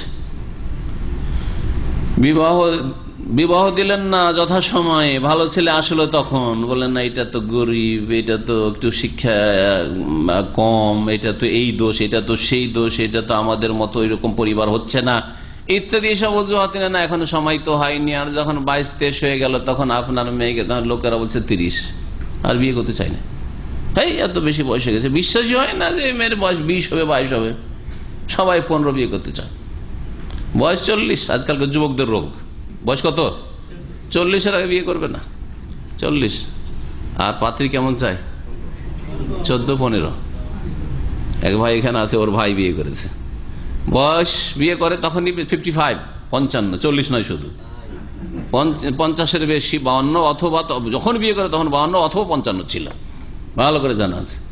আর বিয়ে করেছে যে মেয়েটিকে, তার বয়স জানেন 14 থেকে 15। আউযুবিল্লাহ। মেয়ের বয়স কেন? মেয়ের বয়স 25 হয়ে যাবে যদি বিয়ে করতো, যত 25 বছরে বিয়ে করতো, তাহলে মেয়ের বয়স কত হইতো? কত হতো চিন্তা করে, 55 বছর হলে কত হইতো? হ্যাঁ 25-30-এর কাছাকাছি। তাহলে চিন্তা করেন আপনি কি বলে এরকম বিয়ে করবেন আপনি? ওখানে গরিবের মেয়ে পাওয়া যাচ্ছে সেই জন্য এত বয়সের পার্থক্য বিয়ে করতে হবে? কেউ নিজের অভাবের তাড়নে আপনাকে মেয়ে দিয়ে দিচ্ছে বা বুঝছে না সেই জন্য? সে যদি ভালো পেত তো আপনাকে দিতে চাইতো না, তাহলে আন্তরিকতার সাথে দিচ্ছেন না, ও নিরুপায় হয়ে দিচ্ছে। আর আপনি ওইভাবে আপনি 50-60 বছর বয়স আর বিয়ে করবেন 15 বছর মেয়ে? না, মোটেই না। এইরকম করলে কি হবে? এখানেও ফাসাদ শুরু হবে। স্বামীর 17 ছায়া বুড়া স্বামী, ওটা শুধু দেখাবার জন্য হাতির বড় দুটো দাঁত, আর বাকি খাওয়া দাওয়ার জন্য আলাদা দাঁত আছে। ঠিক কিনা? ভুল বলছি? এসব ঘটছে, এসব হচ্ছে। আবু হুরায়রা রাদিয়াল্লাহু তাআলা আনহু থেকে বর্ণিত, আন্না নবী সাল্লাল্লাহু আলাইহি ওয়াসাল্লাম কানা ইযা রাফা ইনসানা, নবী করিম সাল্লাল্লাহু আলাইহি ওয়াসাল্লাম যখন কোন ব্যক্তিকে বিবাহ উপলক্ষে, সেই ব্যক্তি বিয়ে করেছে, দোয়া দিতেন। রাফা ইনসান ইযা তাজাওয়াজ, বিবাহের সময় যখন কোন ব্যক্তিকে দোয়া দিতেন, রাফা মানে দোয়া দেওয়া, দা লাহু বিত-তাওফীক ওয়াল মা'না দা লাহু বিত-তাওফীক ওয়া হুসনুল ইশরাতি ওয়া হান্না বিজাওয়াজিহি। তৌফিকের দোয়া, আল্লাহ তোমার দাম্পত্য জীবনে বরকত দিক এবং আল্লাহ তোমার এই জীবনকে সুখী করুক এবং মোবারকবাদ পেশ করা, এগুলোকে রাফা বলা হয় আরবি ভাষায়। এতগুলি অর্থ ওর মধ্যে রয়েছে একটা শব্দে। জাহেলিয়াতের যুগে এই রাফা শব্দটি ব্যবহার করত, ওই শব্দটি আর আরবি মাতৃভাষা হিসেবে তাদের ব্যবহার হয়েছে এখানে হাদিসে। তাআলা তখন নবী সাল্লাল্লাহু আলাইহি ওয়াসাল্লাম কি দোয়া দিতেন? বারাকাল্লাহু লাকা ওয়া বারাকা আলাইকা ওয়া জামা বাইনাকা ফি খাইর। জাহেলিয়াতের যুগে না, ওরা অন্যরকম বিররিফাই ওয়াল বানিন, সুখী হোক, আর ওয়াল বানিন আর ছেলে সন্তান হোক বলিন, কারণ মেয়ে সন্তান তো পছন্দ করতো না জাহেলিয়াতের মুশরিকরা। হ্যাঁ, লজ্জাকর ব্যাপারে যে বাড়িতে মেয়ে পয়দা হয়ে যাবে, বিররিফাই ওয়াল বানিন বলতো। ইসলাম শুধু কাফের থেকে মুসলিম বানায়নি শুধু কালেমা পড়িয়ে। ভারত ও মহাদেশে এরকম হয়েছে, হিন্দু থেকে ইসলাম গ্রহণ করে মুসলমান তো হয়েছে, কিন্তু শিরক থেকে গেছে। ওই শিরক, দুর্গার শিরক ছাড়লে দরগার শিরক করতেই থেকেছে, সংশোধন কিছু হয়নি। কালেমা পড়িয়ে দিয়েছে আর তার হিন্দুদের সমস্ত চাল চলন থেকে গেছে, ধর্মকর্ম হিন্দুদের সবগুলি থেকে গেছে।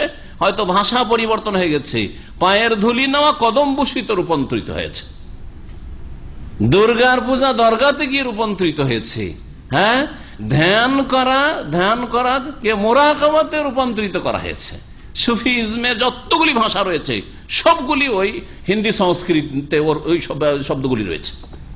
সুফিবাদে তাসাউফে যতগুলি টার্ম রয়েছে, সে মজজুব হওয়া হোক, আর তারপরে তাদের কি বলছে ফানা হওয়া হোক, বিলীন হওয়া, লয় হওয়া হোক, অথবা এদের যতগুলি রয়েছে, মোরাকাবা হোক, মুশাহাদা হোক, সবগুলির পরিভাষা ওই সংস্কৃতিতে হিন্দুদের ধর্মীয় ভাষায় রয়েছে। ধ্যান, মোরাকাবা। মুসলিম সুফিরা পীরেরা ধ্যান করে, কি করে? মোরাকাবা করে। এরা মোরাকাবাতে, এখন আমার হুজুর কি বলে, মোরাকাবায় আছেন। আর হিন্দুদের সাধু সন্ন্যাসী ধ্যান করে। জি, বিবাহ শাদীতে মুসলিমরা যৌতুক নেই আর হিন্দুরা পণ নেই, কি পণ প্রথা। এইভাবে যখন মারা যায় তখন হিন্দুদেরও খাওয়া দাওয়া ভোজ ভাজ হয়, তারপরে পোড়াতে যায়, জ্বালাতে যায় লাশকে, আর এরাও খাওয়া দাওয়া করে 40 নামে হোক, আর 10 দিনে হোক, আর 3 দিনে হোক, অথবা দিন না ধরে হোক, মৃত্যুর নামে খরচ করার ভাষা দিয়ে হোক। ভাষা চেঞ্জ করেছে কিন্তু কাজ ওইগুলি চলছে, ধুমধাম করে খাওয়া দাওয়া হবে। কিন্তু নবী করিম সাল্লাল্লাহু আলাইহি ওয়াসাল্লাম যতগুলি জাহিলিয়াতের ভাষা ছিল সবগুলিকে মুসলিম বানিয়েছেন। এই জন্য আপনি যখন সঠিক মুসলিম হবেন, আপনার মাথা থেকে পা পর্যন্ত সবকিছু মুসলিম হবে। চেহারাতে দাড়ি ছিল না, দাড়ি আসবে। আপনার হারাম লেবাস পোশাক ছিল, টাকনার নিচে জাহান্নামে যাওয়ার লেবাস ছিল, আপনার লেবাসকে মুসলিম করবেন। প্যান্ট পরেন কিন্তু মুসলিম প্যান্ট পরেন, খ্রিস্টান প্যান্ট পরিয়েন না। টাকনার নিচে গেলে ওটা খ্রিস্টান হিন্দুদের প্যান্ট, আর টাকনার ওপরে কাপড় থাকে ওটা হচ্ছে মুসলিমের প্যান্ট। জি হ্যাঁ, আপনাকে আপনার পোশাককে মুসলমান বানাইতে হবে। ইনকিলাব নিয়ে আসে, বিপ্লব নিয়ে আসতে আপনার জীবনে সবকিছুতে। তো নবী করিম সাল্লাল্লাহু আলাইহি ওয়াসাল্লাম যখন দোয়া দেন বারাকাল্লাহু লাকা বলতেন, আল্লাহ তোমার জন্য বরকত দিক, ওয়া বারাকা আলাইকা তোমার প্রতি আল্লাহ পাক বরকত নাযিল করুক, ওয়া জামা বাইনাকুমা ফি খাইর আর তোমাদের উভয়ের মাঝে আল্লাহ কল্যাণের সাথে আল্লাহ একত্রিত করুক, বা উভয়কে আল্লাহ পাক কল্যাণের সাথে একত্রিত করুক। রাহু আহমদ, হাদিস মুসনাদ আহমদ, ইমাম আহমদ বর্ণনা করেছেন। ওয়াল আরবা, আবু দাউদ, নাসাই, তিরমিজি, ইবনে মাজাহ। ওয়াসাহু তিরমিজি, তিরমিজি হাদিসটিকে সহিহ বলেছেন। ইবনে খুজাইমা, ইবনে খুজাইমার হাদিস সহিহ, ইবনে খুজাইমাতে রয়েছে, ইবনে হিব্বানে রয়েছে। হাদিসকে ভাষ্যকার হাসান বলেছেন, কেউ সহিহ কেউ হাসান বলেছেন, ভাষ্যকার হাসান বলেছেন। হাসান মানে আমলযোগ্য হাদিস। বিবাহ বন্ধন, আকদে নিকাহ একটি গুরুত্বপূর্ণ বিষয়। সুতরাং এই ক্ষেত্রে কল্যাণ কামনা করা যে কোনো মুসলিমের জন্য, মুসলিম ভাই বোনের জন্য, যাদেরকে জানছেন যে তাদের বিবাহ শাদী হচ্ছে, কল্যাণ কামনা করা, তাদেরকে ভালো উপদেশ দেওয়া বা তাদের জন্য দোয়া করা, এগুলি কাম্য, এগুলি হওয়া উচিত। এই জন্য যখনই জানবেন যে কারো বিবাহ হয়েছে, তখন এই দোয়া মুখস্থ করে বারাকাল্লাহু লাকা ওয়া বারাকা আলাইকা জামা বাইনাকুমা ফি খাইরিন, এই দোয়াটি দেবেন, এই দোয়া দেবেন। সম্মিলিত মোনাজাত না করে, আমাদের বিবাহ শাদী হওয়ার পর সম্মিলিত মোনাজাত হয় না? সম্মিলিত মোনাজাতের এইসব বিদাত না করে, বেদাত বিবাহ শাদী ইজাব কবুল শেষ হলে মিষ্টি মাষ্টি বাতাসা মাথাসা সব বিলিয়ে দিয়ে আর তারপর দোয়া শুরু হয়ে গেল, মোনাজাত, এসব বিদাত। কিন্তু এই দোয়া সবাই দেবেন, বারাকাল্লাহু লাকা ওয়া বারাকা আলাইকা জামা বাইনাকুমা ফি খাইর। অর্থ বললাম তো, বারাকাল্লাহু লাকা, আল্লাহ আপনার জন্য বরকত দিক, যে বর ওকে দোয়া দিচ্ছেন। ওয়া বারাকা আলাইকা, আপনার প্রতি আল্লাহ বরকত নাযিল করুক। ওয়া জামা বাইনাকুমা ফি খাইর, আপনাদের দুইজনকে আল্লাহ কল্যাণের সাথে একসাথে রাখুক, একত্রিত রাখুক কল্যাণের সাথে, আপনাদের কল্যাণের সাথে, অর্থাৎ আপনাদের এতে যেন কল্যাণ হয়, এই দাম্পত্য জীবনে কল্যাণ নেমে আসে, মঙ্গল নেমে আসে। আরবরা এই সুন্নতি দোয়া না বলে অনেকে মাবরুক বলে। ভাষ্যকার যেহেতু বর্তমান যুগের একজন বড় আলেম, তিনি বলছেন যে ওয়ালা ইয়াকফি মা তাআরাফা আন-নাসু আল-আন মিন কওলিহিম লিল মুতাযাওওয়িজ আওয়াল খাতিব মাবরুক, এটা যথেষ্ট না, এটা দোয়া এইভাবে না। বেদুইনদের ভাষায় বলবেন মাবরুক মাবরুক, আর বলবেন এটা দোয়া হয়ে গেল না, এটা দোয়া নাই, এটা দোয়া নাই। আর এইটা নবী সাল্লাল্লাহু আলাইহি ওয়াসাল্লাম সুন্নতি দোয়ার বিকল্প নাই, বিকল্প নাই। আপনি দোয়া বলে যদি আপনার দেশি তরিকায় মাবরুক বলেন, সেটা আলাদা কথা। দেশি তরিকা মানে আরবদের দেশি তরিকায় মাবরুক বললো, কিন্তু তার সাথে বরং আগে সুন্নতি দোয়া বারাকাল্লাহু লাকা ওয়া বারাকা আলাইকা ওয়া জামা বাইনাকুম ফি খাইর, মাবরুক মাবরুক করেন খুব। ফাল আফযাল আন ইয়াকুনা বিহাযিহি সিগাতিন নববিয়াতিল কারিমা, উত্তম হচ্ছে নবী করিম সাল্লাল্লাহু আলাইহি ওয়াসাল্লাম যে বাক্য দিয়ে দোয়া দিয়েছেন, সেই বাক্য দিয়ে আপনি দোয়া দেবেন, কারণ এতে ব্যাপক অর্থ রয়েছে, ব্যাপক অর্থপূর্ণ বাক্য এই দোয়াগুলি নবী করিম সাল্লাল্লাহু আলাইহি ওয়াসাল্লাম। যেই ব্যক্তি বিবাহ করবে তার ক্ষেত্রে সুন্নত হচ্ছে, আবু দাউদ, নাসাই, ইবনে মাজাহ হাদিস রয়েছে আমর ইবনে শুআইব থেকে, তিনি তার দাদা থেকে বর্ণনা করেছেন, আব্দুল্লাহ তার দাদার নাম। তার ইজা আফাদা আহাদুকুম ইমরাতান ফালিয়াখুয বিনাসিয়াতিহা, যারা বিবাহের সংবাদ পেল তারা পাত্রকে এইভাবে দোয়া দিবে, পাত্র পাত্রী দুজনে দোয়া পেল, এই দোয়াটি, যে দোয়াটি এখন আলোচনা হইল। কিন্তু যে ব্যক্তি নিজে বিয়ে করলো, সে তার করণীয় কি? তার বেশ কিছু করণীয় আছে। তার মধ্যে একটি হচ্ছে, বিয়ে করার পরে ফালিয়াখুয বিনাসিয়াতিহা, যখন আপনার নতুন স্ত্রীর সাথে দেখা হবে, সাক্ষাৎ হবে, তখন তার মাথায় হাত দিয়ে, কপালে হাত দিয়ে বলবে, ওয়ালিয়াকুল আল্লাহুম্মা ইন্নী আসআলুকা খায়রাহা, হে আল্লাহ, তোমার কাছে এই আমার স্ত্রীর কল্যাণ কামনা করি। ওয়া খায়রা মা জুবিলাত আলাইহি, এবং যেই কল্যাণের ওপর একে সৃষ্টি করা হয়েছে সেই কল্যাণ কামনা করি, অর্থাৎ এর মধ্যে যে সৃষ্টিগত তোমার তরফ থেকে কল্যাণ রয়েছে সেই কল্যাণ কামনা করি। ওয়া আউযু বিকা মিন শাররিহা, এবং এর যদি কোনো অনিষ্ট থাকে, সেই অনিষ্ট থেকে তোমার আশ্রয় গ্রহণ করি বা আশ্রয় চাই। ওয়া শাররি মা জুবিলাত আলাইহি, আর যেই অনিষ্টের ওপর এর সৃষ্টি হয়েছে সেই অনিষ্ট থেকে আমি আশ্রয় গ্রহণ করি তোমার। অর্থাৎ যদি এর মধ্যে সৃষ্টিগত কোনো অনিষ্ট থাকে, খারাপ দিক থাকে, তাতে থেকে তোমার আশ্রয় কামনা করি, সেগুলি তুমি দূর করে দাও, দিয়ে আমাকে সুখী করা। আল্লাহ দূর করতে পারেন, মানুষের খারাপ চরিত্র ভালোতে রূপান্তরিত হইতে পারে। বহু খারাপ মানুষ, পুরুষ হোক আর নারী হোক, যারা সৎ চরিত্রে হচ্ছে, সংশোধন করে নিচ্ছে, ভালো হয়ে যাচ্ছে। আখলাক চরিত্রের বিষয়টি অনেক চেষ্টা করে নিজেকে সংশোধন করা যেতে পারে, চেষ্টার প্রয়োজন রয়েছে। মুসনাদ আহমদ, আবু দাউদ, নাসাইতে অন্যান্য হাদিসের কিতাবে আরেকটি হাদিস রয়েছে, আমর ইবনে শুআইব বর্ণনা করেছেন, তাতে রয়েছে ইজা দাখালতা আলা আহলিকা, তুমি যখন তোমার পরিবারের কাছে প্রবেশ করবে ফাসাল্লে রাকাতাইন, 2 রাকাত নামাজ পড়িও। জানা আছে এই সুন্নতের কথা? কারণ বিবাহ করেছেন কারা এই সুন্নত আমল করেছেন? আল্লাহ। অনেকে এখানে এসে বিবাহ করেছেন নাকি? না গে? হ্যাঁ। আমার দেশে আবার ওই 2 রাকাত নামাজ পড়ে যখন কবুলটা করলো সাথে সাথে 2 রাকাত পড়লো, ওইটা নয়। হ্যাঁ, ওটা নয়, বলে শুকরা নামাজ, ওটা নাই। এটা কখন নামাজ পড়বেন? 2 জন ইমাম মুক্তাদি, আপনি নামাজ পড়েন, আপনার মুক্তাদি আপনার পেছনে আপনার স্ত্রী নামাজ পড়বে। এই নামাজ কে পড়েছেন? এই নামাজের কথা বলছি। বুঝছেন যে যখন তুমি তোমার পরিবারের কাছে প্রবেশ করবে, মানে সাক্ষাৎ হবে, ফাসাল্লে রাকাতাইন, তখন 2 রাকাত নামাজ পড়ো। সুম্মা খুয বিরাসি আহলিক, তারপরে তোমার পরিবারের মাথায় হাত দাও। সুম্মা কুল, আর তারপরে আল্লাহুম্মা বারিক ফি আহলি ওয়া বারিক লি আহলি ফিয়া ওয়ারযুকনি মিনহুম। তাহলে এই দোয়াটিও হাদিসে রয়েছে, কয়েকটি হাদিসের কিতাবে। হে আল্লাহ, আমার পরিবারে বরকত দাও, ওয়া বারিক লি আহলি ফিয়া, এবং আমার পরিবার, আমার স্ত্রীর জন্য আমার ভিতরে বরকত দাও, আমার মধ্যে বরকত দাও, সেও যেন উপকৃত হয়। ওয়ারযুকনি মিনহুম, এবং এদের থেকে আমাকে উত্তম রিজক দান কর, তার মানে নেক সন্তান দান কর। রিজক এখানে সন্তান সন্ততিকে বোঝানো হয়েছে।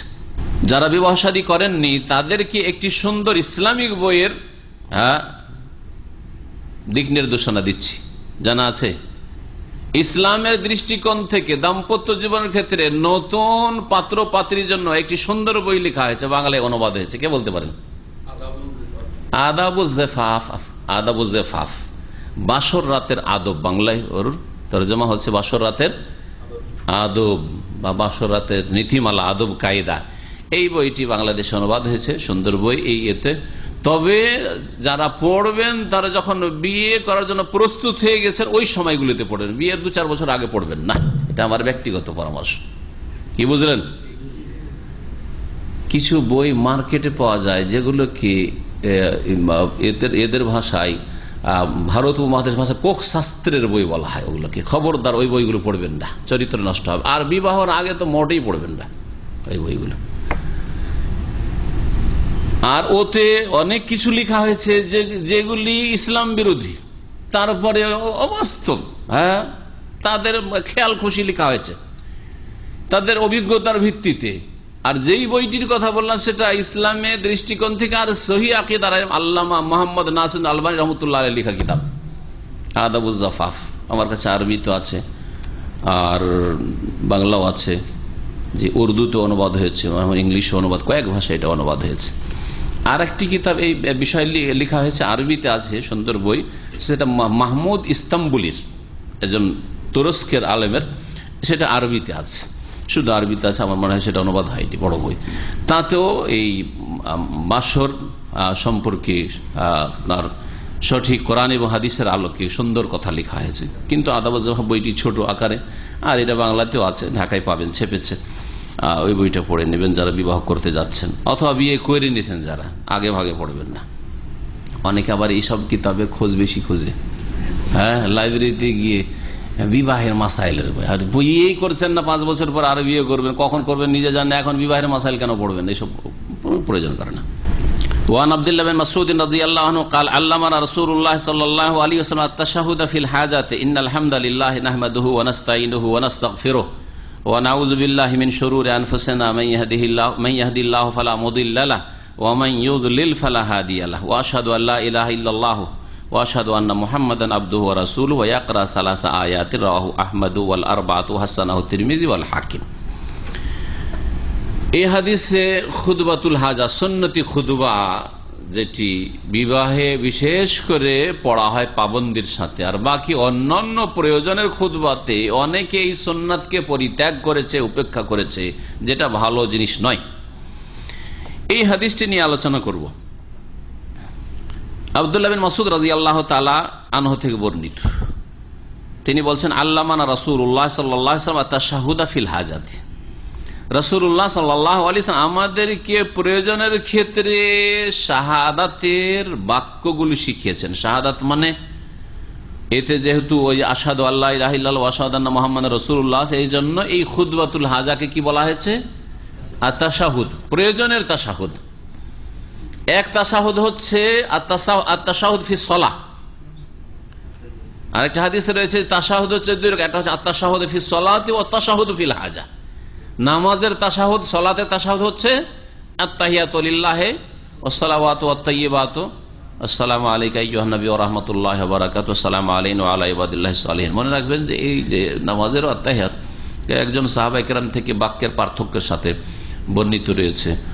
তার মধ্যে যেটা প্রসিদ্ধ আব্দুল্লাহ মাসউদ থেকে সেটাই বললাম, এটা বেশি প্রসিদ্ধ। আবু মুসা আশআরী থেকে রয়েছে, আর অন্য সাহাবী থেকে রয়েছে, 3-4 রকম রয়েছে, যে কোনো একরকম পড়লেও চলে। এটা হচ্ছে হাজাতুন মানে প্রয়োজন, প্রয়োজনের তাশাহুদ মানে প্রয়োজনের খুতবা, প্রয়োজনে আল্লাহ পাকের প্রশংসা করা এবং আল্লাহ পাকের ওয়াহদানিয়ত একত্বের সাক্ষ্য প্রদান করা, যাকে তাশাহুদ বলা হয়। আর নবী করিম সাল্লাল্লাহু আলাইহি ওয়াসাল্লামের নবুয়ত রিসালাতের সাক্ষ্য প্রদান করা, এ তাশাহুদ ফিল হাজা। হাজা মানে শুধু হাজাতুন নিকাহ নাকি বিবাহের প্রয়োজন, না যে কোনো প্রয়োজন? যে কোনো প্রয়োজন। এই জন্য এই খুতবা শুধু 2-1টি জায়গায় সীমিত করবেন না। এই খুতবা শুধু বিবাহিতেই সীমিত, বা এর চাইতে বেশি পড়লে এই খুতবা, জুমার খুতবাতে শুধু, এই খুতবা শুধু কিসে, ঈদের খুতবা, ঈদ উল ফিতর, ঈদ উল আজহা, ব্যাস যে কোনো প্রয়োজন। নবী করিম সাল্লাল্লাহু আলাইহি ওয়াসাল্লাম প্রয়োজন বোধ করলেন যে কিছু কথা আমি মুসলিমদেরকে বলবো, সাথী সঙ্গীদেরকে বলবো, কোনো একটা সমস্যা নিয়ে আলোচনা করব, কোনো একটা বিচার সালিস মীমাংসা মিটিং, এই ক্ষেত্রেও সুন্নাত খুতবাতুল হাজা একটা মিটিং আমাদের। এটা হচ্ছে ব্যবসায়ী প্রতিষ্ঠান, তারপরে খুতবাতুল হাজা পড়ে না ভালো, মুস্তাহাব।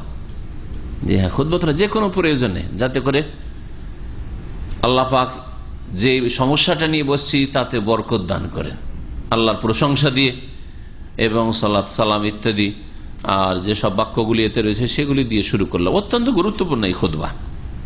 আজকাল তো বড় দুঃখের বিষয়, আরব দেশগুলিতে জুম্মাতেও এই খুতবাকে উপেক্ষা করে দিয়েছে। নিজের বানানো প্রত্যেক সপ্তাহে নতুন বানিয়ে খুতবা পড়তে হবে, আর সুন্নতি খুতবাকে একেবারে উপেক্ষা করেছে। ভুল কথা, তরিকা, এটা পছন্দনীয় না। এই খুতবা পড়ে নিয়ে মাঝে মধ্যে ছাড়ুক, কিন্তু অধিকাংশ সময় পড়ুক। যদি করে তাহলে আপত্তিকর মনে করব না। আমি আমার নিজের ব্যক্তি ক্ষেত্রে করি কি, যখন দেখেছেন, খেয়াল করেছেন হয়তো, একটা সূরার প্রথম যেদিন শুরু করি সেই দিন খুতবাতুল হাজা, সুন্নতি খুতবা পড়ি। আর মাঝখান থেকে ধরে একটা সূরা পড়ো, হয়তো তাতে 5টা-7টা পর্ব হচ্ছে, দ্বিতীয় তৃতীয় এইগুলো পর্ব, যখন তখন যেহেতু সময় একটু বেশি লাগবে এই খুতবাতুল হাজা, লম্বা খুতবা, তখন হয়তো সংক্ষিপ্ত আল্লাহর হামদ ও সানা প্রশংসা করে দিলাম, নবী সাল্লাল্লাহু আলাইহি ওয়াসাল্লাম দুরূদ সালাম পেশ করে দিলাম, হয়ে গেল।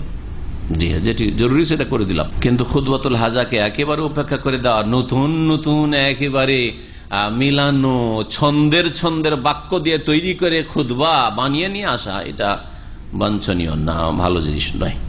এই খুতবাকে উপেক্ষা করে মাঝে মাঝে করলে ঠিক আছে। রাসূলুল্লাহ সাল্লাল্লাহু আলাইহি ওয়াসাল্লাম আমাদেরকে প্রয়োজনের ক্ষেত্রে আত-তাশাহুদ মানে শাহাদাত প্রদান করা খুতবা শিখিয়েছেন। কি সেটা ছিল? ইন্নাল হামদালিল্লাহ। এখানে কি রয়েছে? ইন্না দিয়ে শুরু হয়েছে, কিন্তু কোন রিওয়ায়াতে শুধু আলহামদ দিয়েও শুরু হয়েছে। সুতরাং কেউ যদি বলে আলহামদুলিল্লাহ নাহমাদুহু ওয়া নাস্তাঈনুহু ওয়া নাস্তাগফিরু, ঠিক আছে, যেটা ঠিক আছে সেটাকে ঠিক বলবো আমরা। আলহামদুলিল্লাহ দিয়েও শুরু করতে পারেন, আমাদের অধিকাংশ আলেমরা দেখা যায় আলহামদুলিল্লাহ নাহমাদু শুরু করে। আর ইন্নাল হামদা আরব শাইখেরা দেখবেন ইন্নাল হামদালিল্লাহ দিয়ে শুরু করে, ইন্না নিঃসন্দেহে, নিশ্চয় দিয়ে শুরু করে, ভালো, ঠিক আছে। এইটা হচ্ছে এখানে আমাদের সামনে রিওয়ায়াত। তারপরে কি রয়েছে? নিঃসন্দেহে আলহামদুলিল্লাহ, সমস্ত প্রশংসা আল্লাহর জন্য, ঠিক না? আলহামদুলিল্লাহ মানে নাহমাদুহু, আমরা তারই প্রশংসা করি। গ্রামারগত যদি আলোচনা করি তো অনেক লম্বা হয়ে যাবে, আর আপনাদের বেশি অত ফায়দা নেই। সেজন্য আলহামদুলিল্লাহ আর নাহমাদুহুতে কি পার্থক্য রয়েছে? পার্থক্য আছে, গ্রামারেও নাহুতে পার্থক্য রয়েছে। আলহামদুলিল্লাহ জুমলা ইসমিয়া, সুতরাং তাতে দাওয়াম রয়েছে, স্থায়িত্ব রয়েছে। আর এটা হচ্ছে জুমলা ফেরিয়া নাহমাদু, সুতরাং তাতে নতুনত্ব রয়েছে, মানে নতুন আপনার হামদ হইতে আছে। এই দিকগুলি রয়েছে যেগুলো ভাষাগত মানে ফায়দা, তো সেগুলি এই সাধারণ মানুষের জন্য আলোচনা করলাম না। যদি মাদ্রাসার এটা ক্লাস হইতো তখন সেগুলি বলতাম। অনেক সময় অনেক কিছু যেন সংক্ষেপ করি, যখন বলেই দিলাম সেজন্য একটু ইঙ্গিত করে ছেড়ে দিলাম। তো দুটোই রয়েছে। আল্লাহর প্রশংসা স্থায়ী, সব সময়, কেউ করুক না করুক, আল্লাহ প্রশংসা, সমস্ত প্রশংসার যোগ্য আলহামদুলিল্লাহ। বুঝা গেছে। আর নাহমাদহু প্রশংসা নতুন নতুন হতেই আছে, তাজাদ্দুদ বলা হয়, নতুন নতুন আল্লাহর প্রশংসা হতেই আছে। কারণ ফেলে কি থাকে, হ্যাঁ, কাল থাকে, কাল হয় অতীত কাল রয়েছে, না বর্তমান কাল রয়েছে, ভবিষ্যৎ কাল রয়েছে, কিন্তু ইসমে কাল থাকে না। এই জন্য দুটোতে এই পার্থক্যটা। নাহমাদুহু, আর দুই বাক্য দিয়ে আল্লাহর প্রশংসা করা আছে। নাহমাদুহু, তার আমরা প্রশংসা করি, ওয়ানাস্তাইনহু, তার কাছেই কি করি, সাহায্য কামনা করি, ওয়ানাস্তাগফিরুহু, আর তার কাছে ক্ষমা প্রার্থনা করি, মার্জনা কামনা করি, ঠিক না।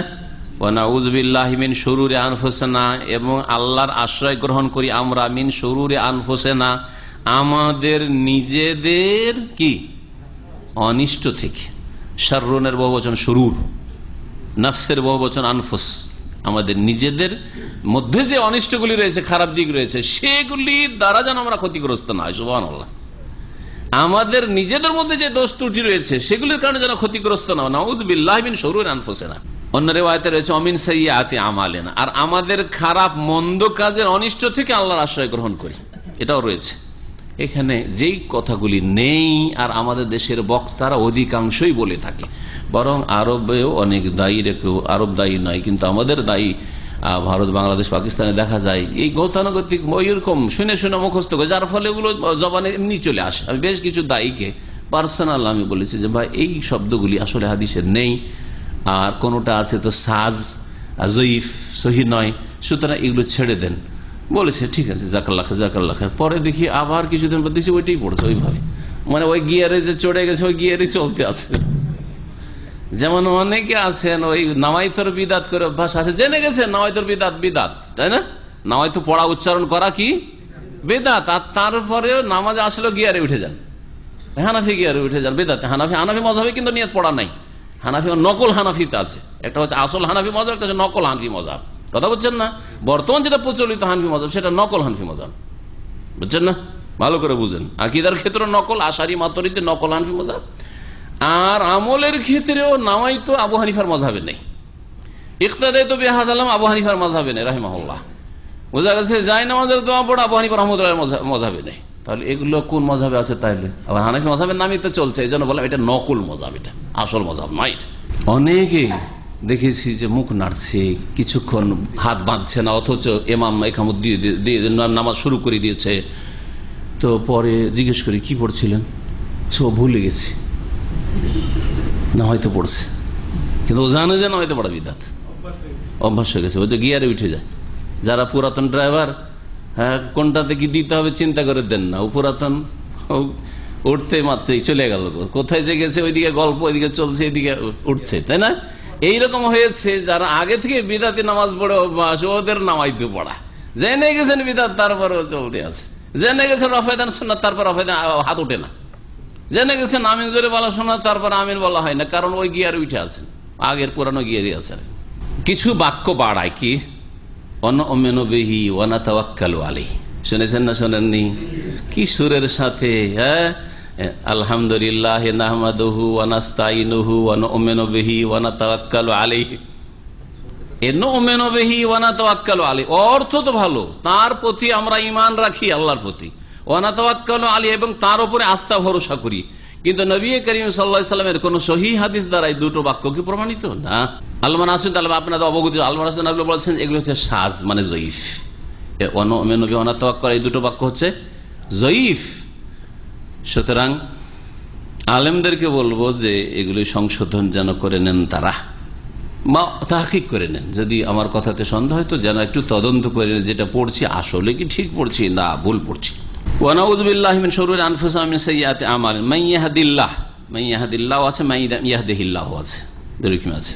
কিন্তু অনেকে পড়ে মান ইয়াহদি আল্লাহ, ইয়াহদি আল্লাহ হবে না, ইয়াতে ফতা জবর দিল কিসে? এখানে কি নাসেব আছে, হারফে নাসেব আছে, আন আছে, লান আছে, কাই আছে, এজান আছে, যে ইহাদিয়া হয়ে গেল। তাহলে বোঝা গেল যে অনেক বক্তারে পড়ে, ভালো করে খুতবাগুলি তাদের শুনে মাইয়াহাদি আল্লাহ ফালা মুদিল্লা লাহ, ভুল, মাইয়াহাদি আল্লাহ না। জি, আপনারা যেহেতু বক্তব্যের ট্রেনিং করছেন, তাই না, ওই দেশি তরিকা মাইয়াহাদি আল্লাহ পড়ে ভুল করবেন না, শিখেন, যেটুকু শিখবেন কোয়ালিটি যেন ভালো হয়, মান ইয়াহদিহিল্লাহ পড়েন, যাকে আল্লাহ হেদায়েত করবেন। তাই হি জমির কোন দিকে যাচ্ছে? ওর মারজা মানের দিকে। যাকে আল্লাহ হেদায়েত করবেন, ওই যাকে। আর না তো মান ইয়াহদিল্লাহ চলবে, মান ইয়াহদিল্লাহ মান ইয়াহদিল্লাহ ফালা মুদিল্লাহ হারফে শর্ত, সুতরাং ইয়াহাদি ইয়া হযফ হয়ে গেছে। এখানে কি হয়েছে? ইয়াহাদি ছিল, ইয়া কি হয়েছে? হযফ হয়ে গেছে। জজম হারফে ইল্লাত, হারফে সহি থাকলে জজম হবে শেষখানে জুমলা শারতিয়াতে, আর যদি হারফে ইল্লাত থাকে মানে আলিফ ওয়াও ইয়ার তিনটার একটা থাকে, তাহলে কি হয়ে যাবে? সেটা পড়ে যাবে। এখানে ইয়াটা পড়ে গেছে, ইয়া পড়ে গেছে, আর ওকে জাগিয়ে দিয়ে আবার জবাব দিয়ে দিলেন। ভুল করলেন না? জি, হ্যাঁ, ব্যাকরণ ভুল। জি, আর হাদিসও এরকম নাই, দুদিক দিয়ে ভুল। ব্যাকরণ গ্রামারগত ভুল, আর নবী সাল্লাল্লাহু আলাইহি ওয়াসাল্লামের সুন্নতগত ভুল। এটা এইভাবে পড়েন না, নবী সাল্লাল্লাহু আলাইহি ওয়াসাল্লাম আল্লাহ পড়েন নাই। ফালা মুদিল ওমান ইউদলিল ফালা হাদিয়াল্লাহ, এখানে ওমান ইউদলিল আছে। অনেক বক্তারা ওমান ইউদলিল হু পড়ে, আমিও প্রথম দিকে ওমান ইউদলিল হু পড়তাম, বলতে কোনো দোষ নেই, খেয়াল করিনি। ওই যে আমি অজ্ঞারে ছিলাম, সবার কাছ থেকে ওস্তাদদের কাছ থেকে শুনেছি, কারণ ওস্তাদের কাছ থেকে তো শিখে। মান ইয়াহদিহিল্লাহু ফালা মুদিল্লা লাহু ওয়া মান ইউদলিলহু, ওই যে মান ইয়াহদিহিতে হি, তো ওয়া মান ইউদলিলহুতে হু, হ্যাঁ, ওয়া মান ইউদলিলহু ফালা, ওয়া মান ইউদলিলহু নেই আবার এখানে, ওয়া মান ইউদলিল। ভালো এক ভাই জাযাকাল্লাহু খাইর আমাকে স্মরণ করালেন যে এইরকম নেই। তখন আমি একবারে মাকতাবা শামিলাতে তন্ন তন্ন করে সার্চ করলাম, যে দেখি। পরে দেখলাম যে না, হু কোন হাদিসে হু শব্দটি নাই। সুতরাং যেই দিন থেকে আমি ইয়াকিন হয়েছে সেই দিন থেকে ছেড়ে দিয়েছি। ওমাই ইউদলিল ফালা হাদিয়াল্লাহ। নতুন বক্তব্য দেখবেন ওমাই ইউদলিল আছে, পুরাতন বক্তব্য ওমাই ইউদলিল হু আছে। ওমাই ইউদলিল ফালা হাদিয়াল্লাহ। আর যাকে আল্লাহ পথভ্রষ্ট করেন, এটা গ্রামারগত আবার ভুল নাই, কারণ ওমাই ইউদলিল ওমাই ইউদলিল মান ইয়াহদিহিল্লাহ যদি জায়েজ হয় তো ওমাই ইউদলিল হু জায়েজ আছে গ্রামারের দিক থেকে, কিন্তু হাদিসে হু শব্দটি আসেনি, ওমাই ইউদলিল হু আসে নাই, যার ফলে ছেড়ে দেওয়া উচিত। আপনি সুন্নতি তরিকা খুতবা পড়বেন। ফালা, যাকে আল্লাহ গুমরাহ করেন তাকে কেউ হেদায়েত করার নেই, আর যাকে আল্লাহ হেদায়েত করেন তাকে পথভ্রষ্ট করার কেউ নেই। ও আশহাদু আল্লা ইলাহা ইল্লাল্লাহ, আর সাক্ষ্য প্রদান করছি যে আল্লাহ ছাড়া কেউ সত্য মাবুদ নেই। ও আশহাদু, আরো সাক্ষ্য প্রদান করছি যে মুহাম্মদ সাল্লাল্লাহু আলাইহি ওয়াসাল্লাম আল্লাহর বান্দা এবং তার রাসূল। ও ইয়াকরাউ সালাসা আয়াত, আর তারপরে নবী করিম সাল্লাল্লাহু আলাইহি ওয়াসাল্লাম খুতবাতুল হাজাতে 3টি আয়াত পাঠ করতেন, 3টি আয়াত পাঠ করতেন। 3টি আয়াতের একটি আয়াত হচ্ছে, কে বলতে পারবেন আয়াতগুলি? সূরা প্রথম কোন আয়াত পাঠ করবেন? সূরা আলে ইমরানের আয়াত নম্বর কত? 102। মাশাআল্লাহ, মনে আছে। কি আয়াতটা বলেন দেখি? হ্যাঁ, ইয়া আইয়ুহাল্লাযীনা আমানু তাকুল্লাহা হাক্কা তুকাতিহি ওয়া লা তামুতুন্না ইল্লা ওয়া আনতুম মুসলিমুন। হে মুমিনগণ, ইত্তাকুল্লাহা হাক্কা তুকাতিহি, আল্লাহকে যথাযথ ভয় করো, ভয় করার মতো ভয় করো। ওয়ালা তামুতুন্না ইল্লা ওয়া আনতুম মুসলিমুন, আর তোমরা মুসলিম হওয়া ছাড়া মৃত্যুবরণ করো না। ইসলামের অবস্থায় তোমরা মৃত্যুবরণ করিও, তাহলে পরিত্রাণ পাবে। দ্বিতীয় আয়াত হচ্ছে সূরা নিসার প্রথম আয়াত। কি? ইয়া আইয়ুহান নাস, এখানে সমস্ত মানুষকে সম্বোধন করা হয়েছে। ইয়া আইয়ুহান নাস, হে মানব সকল। ইত্তাকু রাব্বাকুমুল্লাযী খালাকাকুম মিন নাফসিন ওয়াহিদা ওয়া খালাকা মিনহা যাওজাহা ওয়া বাসসা মিনহুমা রিজালান কাসীরান ওয়া নিসা ওয়াত্তাকুল্লাহাল্লাযী তাসাআলুনা বিহি ওয়াল আরহাম ইন্নাল্লাহা কানা আলাইকুম রাকিবা। ইয়া আইয়ুহান নাস, হে মানব সকল। ইত্তাকু রাব্বাকুম, তোমরা তোমাদের প্রতিপালককে ভয় করো। আল্লাযী খালাকাকুম মিন নাফসিন ওয়াহিদা, যিনি তোমাদেরকে সৃষ্টি করেছেন এক ব্যক্তি হতে। তিনি কে?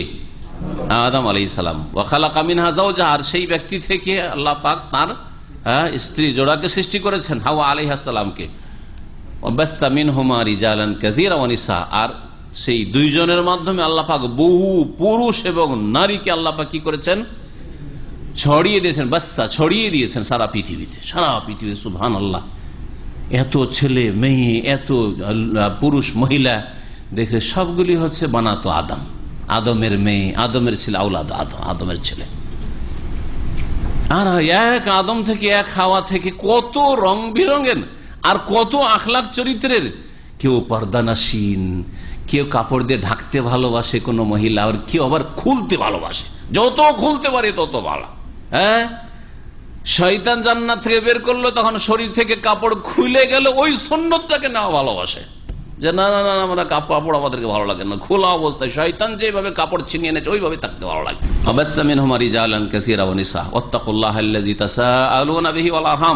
আর তোমরা সেই আল্লাহকে ভয় করো, আল্লাযী তাসাআলুনা বিহি, যার দোহাই দিয়ে, যার নাম দিয়ে তোমরা একে অপরের কাছ থেকে চেয়ে থাকো। আল্লাহর অস্তে দেন ভাই বলেন না, ওয়াল আরহাম, এবং তোমরা আত্মীয়তার সম্পর্কের দোহাই দিয়ে অনেক সময় চেয়ে থাকো, ভাই আপনি আমার মায়ের পেটের ভাই, আপনি আমার বংশের লোক, আপনি আমার অমুক চাচা, আপনি কে দেবেন? হ্যাঁ করিটা, এটা একটা অর্থ। আর একটা অর্থ হচ্ছে ওয়াত্তাকু আল আরহাম আন তাকতাউহা, জুমলা আলাদা। আর আত্মীয়তার সম্পর্কের ক্ষেত্রে ভয় করিও বিচ্ছিন্ন করা থেকে, আত্মীয়তার সম্পর্কে বিচ্ছিন্ন করিও না, তখন তাফসীর আবার আলাদা হয়ে যাবে। ইন্নাল্লাহ কানা আলাইকুম রাকিবা, নিশ্চয় আল্লাহ পাক রব্বুল তোমাদের উপর সূক্ষ্ম দৃষ্টি রাখেন। তারপরে সূরা আহজাবের 70-71 দুটি আয়াত রয়েছে। কে 70 বললো? মাশাআল্লাহ, 70-71 দুটি আয়াত রয়েছে। কি? ইয়া আইয়ুহাল্লাযীনা আমানুত্তাকুল্লাহ ওয়া কুলু কাওলান সাদীদা, একটি আয়াত। ইউসলিহ লাকুম আমালাকুম ওয়া ইয়াগফির লাকুম যুনুবাকুম ওয়া মান ইউতিইল্লাহ ওয়া রাসূলাহু ফাকাদ ফাযা ফাওজান আযীমা। 70 এবং 71। ইয়া আইয়ুহাল্লাযীনা আমানুত্তাকুল্লাহ, হে মুমিন সকল তোমরা আল্লাহকে ভয় করো, ইত্তাকুল্লাহ ওয়া কুলু কাওলান সাদীদা, এবং তোমরা সঠিক কথা বলিও। এই কুলু কাওলান সাদীদার ওপর যদি বিবাহ শাদী করে স্ত্রী সাদীদ কথা বলে, ঠিক কথা বলে, আর স্বামীও ঠিক কথা বলে, আমিও ভুল কথা বলবো না আমার স্ত্রীর সাথে, আর স্ত্রীও বলবে না, তাহলে কোনো সমস্যা হবে না। অকুলু কওলান সাদীদা, শুধু একটা কথা আমল করুন। মন্ত্রের জন্য খুতবা পড়া হয়, হ্যাঁ, এই খুতবাতে যে 3টি আয়াত নবী করিম সাল্লাল্লাহু আলাইহি ওয়াসাল্লাম পড়তেন, ঈদে, জুমাতে, যে কোনো আলোচনাতে, একটা সমস্যার সমাধানের ক্ষেত্রে কওলু কওলান সাদীদা, ঠিক কথা বললে কখনো আপনাদের ঝগড়া হইতো না, আর বিচার বসতে হইতো না, ঠিক না? জি, কওলু কওলান সাদীদা, সঠিক কথা বলিও, ভুল কথা বলিও না, সঠিক কথা বলিও। যেটা নিজের জন্য সঠিক মনে করছে সেটা অন্যের জন্য ঠিক মনে করবে। অন্যকে আপনি হেয় প্রতিপন্ন করবেন, নিয়ে মজাক করবেন, হ্যাঁ রেগে গিয়ে দিল গাল আর মারামারি হয়ে গেল, তা আপনি মজাক করতে গিয়ে আপনি কওলান সাদীদান বলেননি, হ্যাঁ মাকা কথা বলেছেন, অন্যায় কথা বলেছেন আপনি। কওলু কওলান সাদীদা, ভালো কথা যদি বলো, সঠিক কথা। ইউসলিহ লাকুম আমালাকুম, তোমাদের কাজগুলিকে, আল্লাহ আমল মানে শুধু ইবাদতের আমল নয় আর দিনের আমল নয়, সমস্ত কাজগুলিকে তোমাদের সুষ্ঠুভাবে পরিচালনা করবে আল্লাহ রাব্বুল আলামিন। ইউসলিহ লাকুম আমালাকুম ওয়া ইয়াগফির লাকুম যুনুবাকুম, তোমাদের গুনাহগুলিকে আল্লাহ মাফ করে দেবেন। ইউসলিহ লাকুম আমালাকুম ওয়া ইয়াগফির লাকুম যুনুবাকুম ওয়া ইউতিইল্লাহ ওয়া রাসূলাহু ফাকাদ ফাযা ফাওজান, আর যারা আল্লাহ এবং রাসূলের আনুগত্য করবে তারা বড় মহাসাফল্য লাভ করে, আজিমা পর্যন্ত।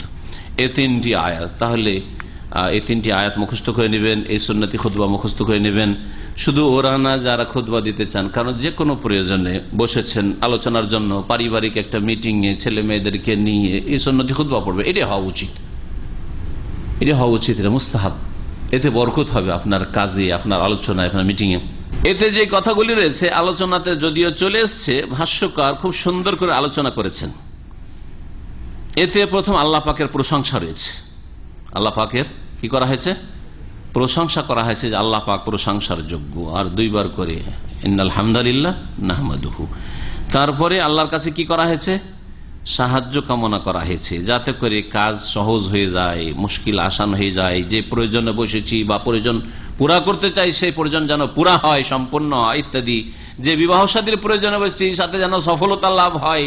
যে দিনের আলোচনায় বসেছি, সাথে যেন কামিয়াবি হয়, আপনারাও কামিয়াব হইতে পারেন, আমিও কামিয়াব হইতে পারি, আমার কথার তাসিরের মাধ্যমে কামিয়াব হইতে পারি, আর আপনারা তাকে গ্রহণ করে আমলে পরিণত করে কামিয়াব হইতে পারেন, উদ্দেশ্য।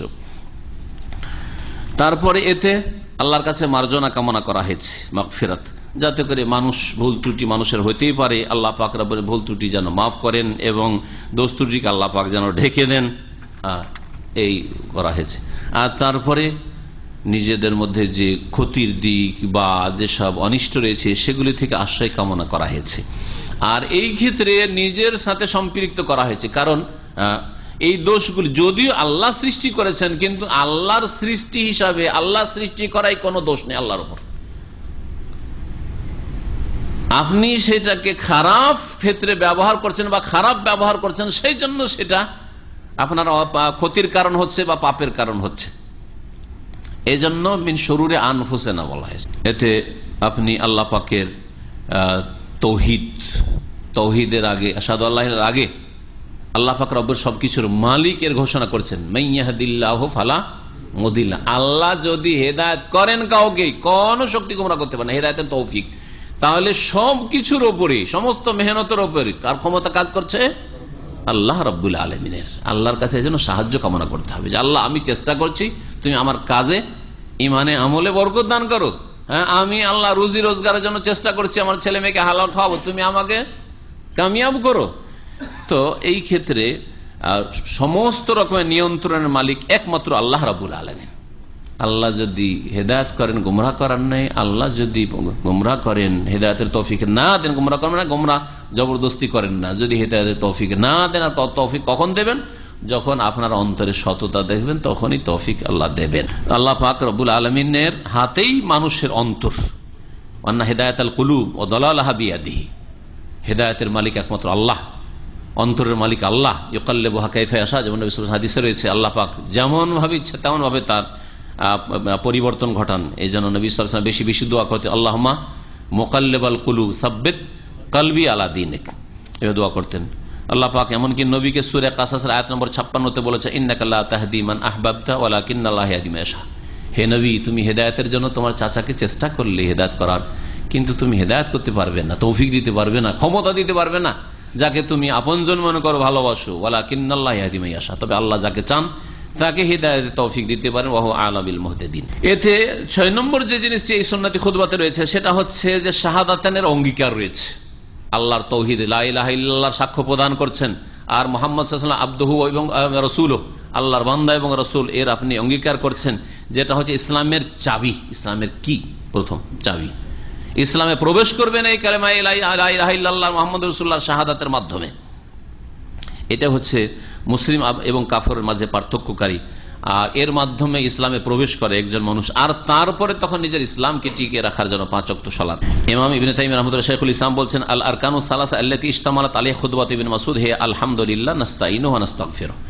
বলছেন যে এই ইবনে মাসউদ রাদিয়াল্লাহু তাআলা আনহু যে সুন্নতি খুতবা, খুতবাতুল হাজায় যে বর্ণিত হয়েছে 3টি গুরুত্বপূর্ণ রুকন এই খুতবার পিলার, তা হচ্ছে আলহামদুলিল্লাহ, আল্লাহর প্রশংসা করা, আর আল্লাহর কাছে সাহায্য কামনা করা আপনার এই কাজে, আর আল্লাহর কাছে যেহেতু আমার ত্রুটি আছে বা আমাদের ত্রুটি আছে তার জন্য ক্ষমা চাওয়া, ক্ষমা প্রার্থনা করা। সময় যথেষ্ট হয়ে গেছে, সুতরাং এখানে আমাদের আলোচনা শেষ করছি। আল্লাহ পাক রব্বুল আলামিন যেন যা কিছু আমরা বললাম শুনলাম তাতে বরকত দান করেন, এবং সেগুলি আমাদের জন্য দুনিয়া আখিরাতে উপকারে নিয়ে আসেন। এগুলো থেকে আমাদেরকে লাভবান হওয়ার তৌফিক দান করেন, আর এগুলোকে আমাদের উপর উল্টো যেন বালা মুসিবত না করে দেন। আমাদেরকে আল্লাহ পাক রব্বুল আলামিন কোরআন সুন্নাহ মোতাবেক চলার তৌফিক দান করেন। আমাদের সমস্ত ভুল ত্রুটি আল্লাহ পাক যেন মাফ করে দেন। আমাদের বালা মুসিবত আল্লাহ পাক যেন দূর করে দেন, আর বালা মুসিবত থেকে, ফিতনা থেকে আল্লাহ পাক যেন আমাদের বাঁচিয়ে রাখেন। আল্লাহ পাক রব্বুল আমাদের দ্বীনের হেফাজতে তৌফিক দান করেন, দুনিয়ার আল্লাহ পাক রব্বুল যেন হেফাজত করেন। আল্লাহ রাব্বুল আলামিন আমাদের সকলকে জান্নাতুল ফিরদাউস যেন দান করেন। সুবহান রাব্বিকা রাব্বিল ইজ্জাতি আম্মা ইয়াসিফুন ওয়া সালামুন আলাল মুরসালিন আলহামদুলিল্লাহি রাব্বিল আলামিন। বিবাহ পড়ার সংক্ষিপ্ত নিয়ম বলার জন্য আমাদের হেলাল মোল্লা বলছে, ইনশাআল্লাহ আমার কাছে প্রস্তুত আছে, কিন্তু একটা দিন বিবাহের কিছু রুকুন আছে, আরকানুন নেকাহ, কিছু শর্ত আছে, শুরুতুন নেকাহ, এগুলো নিয়ে ইনশাআল্লাহ তাআলা একদিন একটা আলোচনা হবে। যেই দিন দেখব যে ওই প্রসঙ্গে হাদিস আসছে সেই দিন আলোচনা করব, আর না হলে আবার ওই হাদিসগুলি 2 বার করে রিপিট হবে। কারণ যখনই আমি ওগুলো বলতে যাব তখন ওই হাদিসটা আমাকে টেনে নিয়ে আসতে হবে, তো বারবার যেন রিপিট না হয় সেজন্য আমি একটু বিলম্ব করছি। যদি এগুলো প্রথম দিনই জেনে নেওয়া ভালো ছিল, কিন্তু ইনশাআল্লাহ তাআলা যারা নিয়মিত আসছেন, বিবাহের রুকুন কয়টি যেগুলি ছাড়া বিয়ে হবে না, বিবাহের শর্ত কয়টি যেগুলি ছাড়া বিবাহ হবে না, আর বাকি তারপরে সুন্নত মুস্তাহাবি বিবাহের জি রুকুন শর্ত, আর তারপরে সুন্নত মুস্তাহাব। হ্যাঁ, এক বচন দিয়ে শাহাদাতের ক্ষেত্রে নাশহাদু আসেনি। আমাদের দেশের বক্তারা কি করে, ওয়ানাশহাদু, আল্লাহ এই যে সুর টান দেয় ওয়ানাশহাদু দিয়ে, নাশহাদু কোনো হাদিসে নেই। আর সাক্ষ্য প্রদান ক্ষেত্রে যুক্তিসঙ্গত হচ্ছে যে আপনার সাক্ষীর মালিক আপনি, আমার সাক্ষীর মালিক কি করে হইতে পারেন আপনি, সেজন্য এক বচন দিয়ে সাক্ষী। ইস্তেআনার ক্ষেত্রে নাহমাদু, হামদের ক্ষেত্রে নাহমাদুহু ওয়া নাস্তাইনু ওয়া নাস্তাগফিরু, ক্ষমার ক্ষেত্রে বলা যেতে পারে, কারণ আপনি ক্ষমা চান না চান, আপনার তরফ থেকে আমি ক্ষমা চাইছি। হ্যাঁ, আপনি সাহায্য চান আর না চান, বা আপনার পরিবার চাক না চাক, আপনি পরিবারের পক্ষ থেকে আল্লাহর কাছে সাহায্য চাইছেন, আর ক্ষমা চাইছেন আর ইত্যাদি ইত্যাদি প্রশংসা করছেন, কিন্তু সাক্ষ্য প্রদান উইটনেস সে একে অপরের মালিক না। আপনি সাক্ষী দেবেন না দেবেন, আপনার সাক্ষীর মালিক আমি হইতে পারবো না। এই জন্য যুক্তিসঙ্গত হচ্ছে নবীর সুন্নতি খুতবা আশহাদু, এক বচন দিয়ে, বহু বচন দিয়ে নয়। এই জন্য এটা ভুল। এই ভুলগুলিও সংশোধন, কেউ নাশহাদু পড়বেন না, কারণ কোন হাদিসে নাশহাদু নেই, আর নাশহাদু পড়া যুক্তিসঙ্গত না। কারণ নিজের সাক্ষী বিয়ার করতে পারে, অন্যের সাক্ষী কেউ বিয়ার করতে পারে না, বহন করতে পারে না। একটা গুরুত্বপূর্ণ প্রশ্ন, আল্লাহ পাক মুশরিকা নারীদেরকে বিবাহ করতে নিষেধ করেছেন, মুশরিক ছেলেদের সাথে বিবাহ দিতে নিষেধ করেছেন। এখন সূরা নিসাতে আছে যে ওয়াল মুহসানাতু মিনাল্লাযিনা উতুল কিতাব মিন ক্বাবলিকুম, তোমাদের পূর্বে যাদেরকে কিতাব দেওয়া হয়েছে আর তারা সতী সাধ্বী, এমনি মহিলা বলা হয়নি, সতী সাধ্বী যদি হয় তাহলে বিবাহ করতে পারো। এই ক্ষেত্রে ব্যতিক্রম ছাড় রয়েছে শুধু আহলে কিতাবের ক্ষেত্রে। ইহুদি অথবা খ্রিস্টানদের মেয়ে যদি সতী সাধ্বী হয়, আজকাল সতী সাধ্বী মুসলিম ঘরে পাওয়াটা বড় মুশকিল হয়ে পড়েছে, তাহলে ইহুদি খ্রিস্টানদের ঘরে কি করে পাওয়া যেতে পারে? আল্লাহ শুধু বলেন যে ওয়ান্নেসা মিনাল্লাযিনা উতুল কিতাব, এই কথা বলেন নাই। বারবানাত মিনাল্লাযিনা উতুল কিতাব বলেননি, আল মুহসানাত, হ্যাঁ, সতী সাধ্বী হইতে হবে। সতী সাধ্বী যদি নিশ্চিত থাকেন যে কখনো অবাধ মেলামেশাই এই মেয়ে যায়নি, যদি ইহুদির মেয়ে আর খ্রিস্টানের মেয়ে, তাহলে বিবাহ করা জায়েজ আছে। তারপরে আল্লাহ রাব্বুল আলামিন বলেছেন যে না, কিন্তু ওয়ালা আমাতুম মুমিনাতুন, হ্যাঁ, দাসী যদি মুমিন হয় সেটা আহলি কিতাবের মেয়ের চাইতে উত্তম। আহলি কিতাব যদি রাষ্ট্রপতির মেয়ে হয় আর প্রধানমন্ত্রীর মেয়ে হয়, তার চাইতে উত্তম হচ্ছে একটা মুসলিম দাসীকে বিবাহ করা। জি হ্যাঁ, তো এটা জায়েজ রয়েছে। যদিও বর্তমানে আরেকটা কথা আরো বলি, বর্তমানে ইহুদি খ্রিস্টানদের মধ্যে তৃত্ববাদ এসছে, খ্রিস্টানদের মধ্যে ইহুদিদের মধ্যে শিরক চলে এসে, ওজাইরকে আল্লাহর পুত্রের কারণে তারা তো আসলে মুশরিক, কিন্তু ওরা কিরকম মুশরিক, যেমন আমাদের কবর পূজারীরা মুশরিক। আহলে কিতাবের দাবিদার তারা, এরা হচ্ছে নবীর উম্মত হওয়ার দাবিদার, ওরা হচ্ছে আহলে কিতাব হওয়ার দাবিদার। যার ফলে ওদেরকে মুসলিম বলছি না, কিন্তু আল্লাহ পাক ছাড় দিয়েছেন আহলে কিতাবদের ক্ষেত্রে এতটা যে আহলে কিতাবদের মেয়েদেরকে বিবাহ করা যাবে। নবী করিম সাল্লাল্লাহু আলাইহি ওয়াসাল্লামের উপর যখন আয়াত নাযিল হয় সূরা নিসার আর বৈধতার কথা নাযিল হয়, তখনও তৃতীয়বাদী বিশ্বাসী তাসলিস মুশরিক ছিল খ্রিস্টানরা, তখনও ওজাইর ইবনে ওজার আল্লাহর পুত্র ইহুদিরা বলতো, তারপরে কোরআনে জায়েজ করেছে। সুতরাং এই যুক্তি কিছু মৌলবীরা পেশ করে যে এখনকার ইহুদি খ্রিস্টান তো সব মুশরিক হয়ে গেছে, তখনও মুশরিক ছিল 1400 বছর আগে। যার ফলে এই কারণে নয়, হ্যাঁ, মূর্তি পূজক, অগ্নি পূজক, মজুস, হ্যাঁ, পার্সিয়ান অগ্নি পূজকের মেয়েকে বিয়ে করবেন, হিন্দুর মেয়েকে বিয়ে করবেন, বুদ্ধিস্টের মেয়েকে বিয়ে করবেন, নাস্তিকের মেয়েকে বিয়ে করবেন, এটা জায়েজ নাই। কিন্তু ইহুদি খ্রিস্টানের মেয়েকে বিবাহ করা জায়েজ, কিন্তু কেমন মেয়ে হইতে হবে? সতী সাধ্বী হইতে হবে। যদি আপনার ব্যক্তিগত জানা থাকে যে আমি যে মেয়েটাকে বিয়ে করেছি ইহুদি খ্রিস্টান মেয়ে, সতী সাধ্বী তো বিয়ে করা যায়, কিন্তু বেহায়া বেপরদা আপনিও কলেজে ইউনিভার্সিটিতে লেখাপড়া ইউরোপে করতে গিয়ে বিয়ে করে জায়েজ নয়, কারণ অসতী, অসতী তারা মোটি সতী সাধ্বী নয়। নবী করিম সাল্লাল্লাহু আলাইহি ওয়াসাল্লামের কাছে প্রথম তো এসেছিলেন দাসী হয়ে, আর তারপরে আজাদ করে দিয়ে বিয়ে করেছেন। কিন্তু নবী করিম সাল্লাল্লাহু আলাইহি ওয়াসাল্লামের ঘরে আসার পরে বিলম্ব করেছেন না, এই রকমের কোনো প্রমাণ নাই। নবী করিম সাল্লাল্লাহু আলাইহি ওয়াসাল্লামের উত্তম চরিত্র দেখে আর নবী সাল্লাল্লাহু আলাইহি ওয়াসাল্লামকে বিবাহ করার সুযোগ পাচ্ছেন। সেও এক শাসকের মেয়ে আর এক শাসকের ঘরে খলিফা এবং রাসূলের ঘরে আসতে পেয়েছেন, ধন্য হয়েছেন, সাথে সাথে ইসলাম কবুল করেছে। সাফিয়া রাদিয়াল্লাহু আনহা ইসলাম কবুলে বিলম্ব করেছে, এর কোনো প্রমাণ নেই। এই জন্য গবেষকরা বলছেন যে না, সাথে সাথে তিনি ইসলাম কবুল করেছেন। লা নিকাহ ইল্লা বিওলি, হ্যাঁ, অভিভাবক ছাড়া বিবাহ হয় না। তওবা করুক, গুনাহ হয়েছে, হারাম কাজ হয়েছে। আর যদি বিশেষ কোনো মাযহাবে ওই মেয়ে যদি অনুমতি ওই মাযহাবে থেকে মাযহাবের ভিত্তিতে করে থাকে, তো ওই মাযহাবে জাহিলিয়াতের যুগে বিয়ে হয়েছে, যেমন নবী সাল্লাল্লাহু আলাইহি ওয়াসাল্লামের জাহিলিয়াতের যুগে যারা বিবাহ করেছিল আর মুসলমান হলো, স্বামী স্ত্রী দুজন মুসলমান হলো, তাদের বিবাহের নবায়ন করেছেন কি? জিজ্ঞাসা, নবায়ন করেছেন? আবু বকর মুসলমান, আবু বকরের সাথে তার স্ত্রী মুসলিম হইলেন, বিবাহ নবায়ন করেছেন? যে তোমাদের বিয়ে তো ওই কাফেরদের জাহিলিয়াতের তরিকা হয়েছিল, নবায়ন করেছেন? হিন্দু যদি স্বামী স্ত্রী মুসলমান হয়, হিন্দুদের তরিকা মন্দিরে বিবাহ হয়েছে, খ্রিস্টানদের তরিকায় চার্চে বিবাহ হয়েছে, স্বামী স্ত্রী মুসলমান হলো, তাদেরকে আবার বিবাহ পড়াইতে হবে নাকি?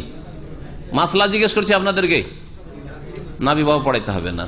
তো ওই রকমই যদি ওদের ক্ষেত্রে হয়, তাহলে কেউ যদি কোনো বিশেষ মাযহাবের তরিকা বিবাহ করে থাকে আর মাযহাবে বৈধতা থেকে থাকে, তাহলে সেই বিবাহ স্বীকৃত। কিন্তু সেই বিবাহ আসলে হাদিসের আলোকে জায়েজ নাই। সেই হাদিসের আলোকে সেই বিবাহ, যে ব্যক্তি হাদিসটি মানে, হাদিসটা শুনেছে, তার জন্য জায়েজ নয় যে হাদিস লা নিকাহা ইল্লা বিওলি, হাদিস জানার পরে সে উদ্যোগ নেবে বিবাহ করার জন্য, যে মেয়েটা যখন রাজি আর বাপ রাজি না, একে উঠিয়ে নিয়ে যায়, এটা জায়েজ না, তার জন্য বিবাহ হবে না।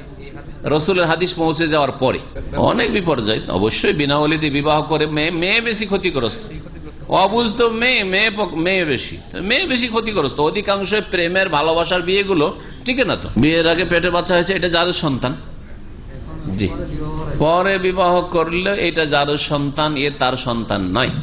আল্লাহর কাছে তওবা করুক, আউযুবিল্লাহ। আর অন্য অন্য ছেলেদের সাথে এই ছেলে ওয়ারিস হবে না, কারণ হালাল নুতফা দিয়ে, হালাল বীর্য দিয়ে পয়দা হয়নি, হারাম বীর্য দিয়ে পয়দা হয়েছে। তবে তার জন্য ওসিয়ত করতে পারে যাতে করে এটা সর্বহারা না হয়ে যায়, কিছুই পাবে না। ওই বাচ্চার তো কোনো দোষ নাই, দোষ তোর বাপ মায়ের দোষ, হ্যাঁ, ওই হারাম খোরগুলোর দোষ, হারাম কাজ করছে। তো যার ফলে এর জন্য ওসিয়তের রাস্তা একটা খোলা আছে। আর ওসিয়ত 1/3 অংশের কমে করা যেতে পারে, কিন্তু ভাগ দেওয়া যাবে না। যে অন্যান্য ছেলেকে ভাগ দিয়েছি, এটাও তো আমরাই জন্মেছি, যদিও আমার হারাম ভাবে জন্মেছে, বিয়ের পূর্বে জন্মেছে, সেজন্য ভাগ দেওয়া হারাম। ভাগ দিলে অন্যের হক নষ্ট করা হবে, হারাম কাজ করবে, কবিরা গুনাহ। ফাতেমি মোহর নামে যে এক ধরনের মোহর আছে, সেটা আসলে মোহরে ফাতেমি না, কিন্তু হানাফি ফিকহে বেহেশতি জেওয়ারে এই পরিভাষাটি আছে। বেহেশতি জেওয়ারে মাহরে ফাতেমি বলেছে থানভী সাহেব, আর ওটা খুব হানাফি সমাজে মশহুর ফাতেমি মোহর। কিন্তু নবী সাল্লাল্লাহু আলাইহি ওয়াসাল্লামের যে হাদিসে রয়েছে, আসবে হাদিস বিবাহে, যে নবী সাল্লাল্লাহু আলাইহি ওয়াসাল্লামের বিবিদের মোহর সেটা ছিল। তো মোহরে ফাতেমা, মোহরে উম্মাহাতুল মুমিনিন বলা উচিত। কি এটা? মোহরে উম্মাহাতুল মুমিনিন। অধিকাংশ উম্মাহাতুল মুমিনদের মোহরানা ছিল 12.5 কি ইসনা আশারা উকিয়া ওয়া নাস, 12.5 উকিয়া। 12.5 উকিয়া মানে হবে 500 দিরহাম। 500 দিরহাম হবে চাঁদি, 500 দিরহাম চাঁদি আনুমানিক 132 ভরি হবে, আনুমানিক 132 ভরি হবে। ওই রূপাতে আমাদের দেশে এটাকে মাহরে ফাতেমা বলে, কিন্তু ফাতেমা রাদিয়াল্লাহু আনহার মোহর বলে নাই। হাদিস আছে, কানা সাদাকু আজওয়াজিন নবী সাল্লাল্লাহু আলাইহি ওয়াসাল্লাম ইসনা আশারা উকিয়াতান ওয়া নাস মানে হচ্ছে হাফ উকিয়া, আধা উকিয়া, আর 12.5 উকিয়া। আর 1 উকিয়া 40 দিরহাম হয়। তো 40 12.5 গুণ দেন। আমি আগে হিসাব বলেছি, 500 দিরহাম বলেছি না? আপনাদের শুধু হিসাব করতে বললাম। জি 12.5কে 40 দিয়ে গুণ দিলে কত হয়? 500 দিরহাম। মাতুরিদি আকীদায় যারা বিশ্বাসী, তারা বিদআতি আকীদায় বিশ্বাসী, তার সম্পর্ক ওই রকমই হবে যেমন বিদআতীদের সাথে আচরণ করার কথা রয়েছে। দেখবেন যে বিদআতীর সাথে আপনার কেমন আচরণ করলো। বিদআতী যদি নেতৃস্থানীয় ব্যক্তি হয়, তাহলে তাদের সাথে বেঁচে থাকবেন। আলেম, তাহলে বর্জন করবেন, তার কাছে বসবেন না। বিদআতী আলেমের সাথে যেন বসাই জায়েজ নাই। অনেকে যারকার বলে বিদআতীর সাথে বসাছে কেন বসে না, বিদআতী আলেমের সাথে বসাই জায়েজ নাই। আসলে বিদআতী আলেম হচ্ছে আগুনের মতো, আগুনে বসলে আগুন লাগবে। বিদআতীদের সাথে বসা জায়েজ নাই। আমি বিদআতী হুজুরকে মাসলা জিজ্ঞাসা করে তাকে ই করার জন্য, তার সাথে বহাস করার জন্য গেছে না, বহাস করার জন্য যাবেন না। বিদআতীকে অর্জন করেন। ফালা তাকুদ বাদা যিকরা মাল কওমিজ জালিমিন, উপদেশ আসার পরে জালেমদের সাথে বসিও না, আল্লাহ পাক বলেছেন। এক ভাই বিয়ে করতে চাইছে, কিন্তু বউকে উঠিয়ে নিয়ে আসার মতো, মানে খরচ দেওয়ার মতো এখন পয়সা নাই, সেজন্য কোনো এক বোন তাকে সাহায্য করতে চাইছে 1 বছরের খরচ দিয়ে। ভালো কথা, আল্লাহকে ভালো, উত্তম কথা। এরকম দিলে তো ভালোই হয়, এরকম খরচ দিলে তো ভালোই, সবারই ভালো, তাই না? তো কেউ যদি স্বেচ্ছা দেয়, কিন্তু আপনি কারো কাছে ভিক্ষা করে চেয়ে নেবেন না যে আমি বিয়ে করতে যাচ্ছি আর অভাব আছে, তো কিছু দেন, সাহায্য করেন। নবী সাল্লাল্লাহু আলাইহি ওয়াসাল্লাম বলেছেন, কারো রাগ চলে, বলছে স্ত্রীর উপর রাগ চলে আসো তো কি করবো? তো নবী সাল্লাল্লাহু আলাইহি ওয়াসাল্লাম বলছেন, লা তাগজাব, রাগিও না। তার কি বলো, রাগ আসে, রাগিয়েন না। হ্যাঁ, আচ্ছা রাগ হয়ে যাচ্ছে, কি করো? যে বসে যান, বোঝা গেছে না, শুয়ে যান। আচ্ছা রাগ চলে আসে যদি দূর থেকে, এখানে 5000 কিলোমিটার টেলিফোনে রাগ চলে আসে, যদি এইরকম হয়, তাহলে ই করবেন, টেলিফোন সাথে রেখে দিবেন, তারপরে মন মেজাজটা ঠান্ডা হবে। তারপরে আচ্ছা 2 দিন আগের খবর বলছি, আমার ছোট বাচ্চাটা যে স্কুলের সামনে বালি নিয়ে খুব সুন্দর করে খেলছে, আর দুপুরবেলা জোহরের সময় গাড়ি নিয়ে গেছে, রাগ তো আবার উঠেছে। এখন সাথে সাথে যদি আমি কিছু একটা করি, তাহলে তো মেরে দিতে হবে, মার চলে আসতে পারে না। আমরা আচ্ছা ঠিক আছে, তুমি গাড়িতে উঠো। আমার তরিকা হচ্ছে, গাড়িতে উঠো, তোমার ভালো পানিশমেন্ট হবে, কিন্তু বাসা যেতে যেতে ওর রাগ অনেক ঠান্ডা হয়ে গেছে। ওর আম্মা বলছে যে আপনি ওখানে কেন মারেননি, এখন তো ঠান্ডা হয়ে গেছে 2 ঘন্টা পরে। তা বলছে আমি ঠান্ডা করার জন্যই তো তখন কিছু বলিনি, এখন এর বিচার করবো। ওর বিচারে তার মার হবে না, কারণ 1 ঘন্টা পর ঠান্ডা হয়ে গেছে, 1.5 ঘন্টা পরে। এখন বিচারে কি হলো, ঠিক আছে কান ধরো, তওবা করো, বাস, আর এরকম করবে না। কয়দিন করেছে? ওই 3 দিন এরকম করেছি। বুঝছেন তো ব্যাস। তো এইরকম তরিকা কিছুক্ষণ 1 ঘন্টা 2 ঘন্টার কথা বললেন না, 2-4 দিন কথা বললেন না, দেখুন ওই দিক থেকে কল আসছে, তখন রাগ ঠান্ডা হয়ে গেছে।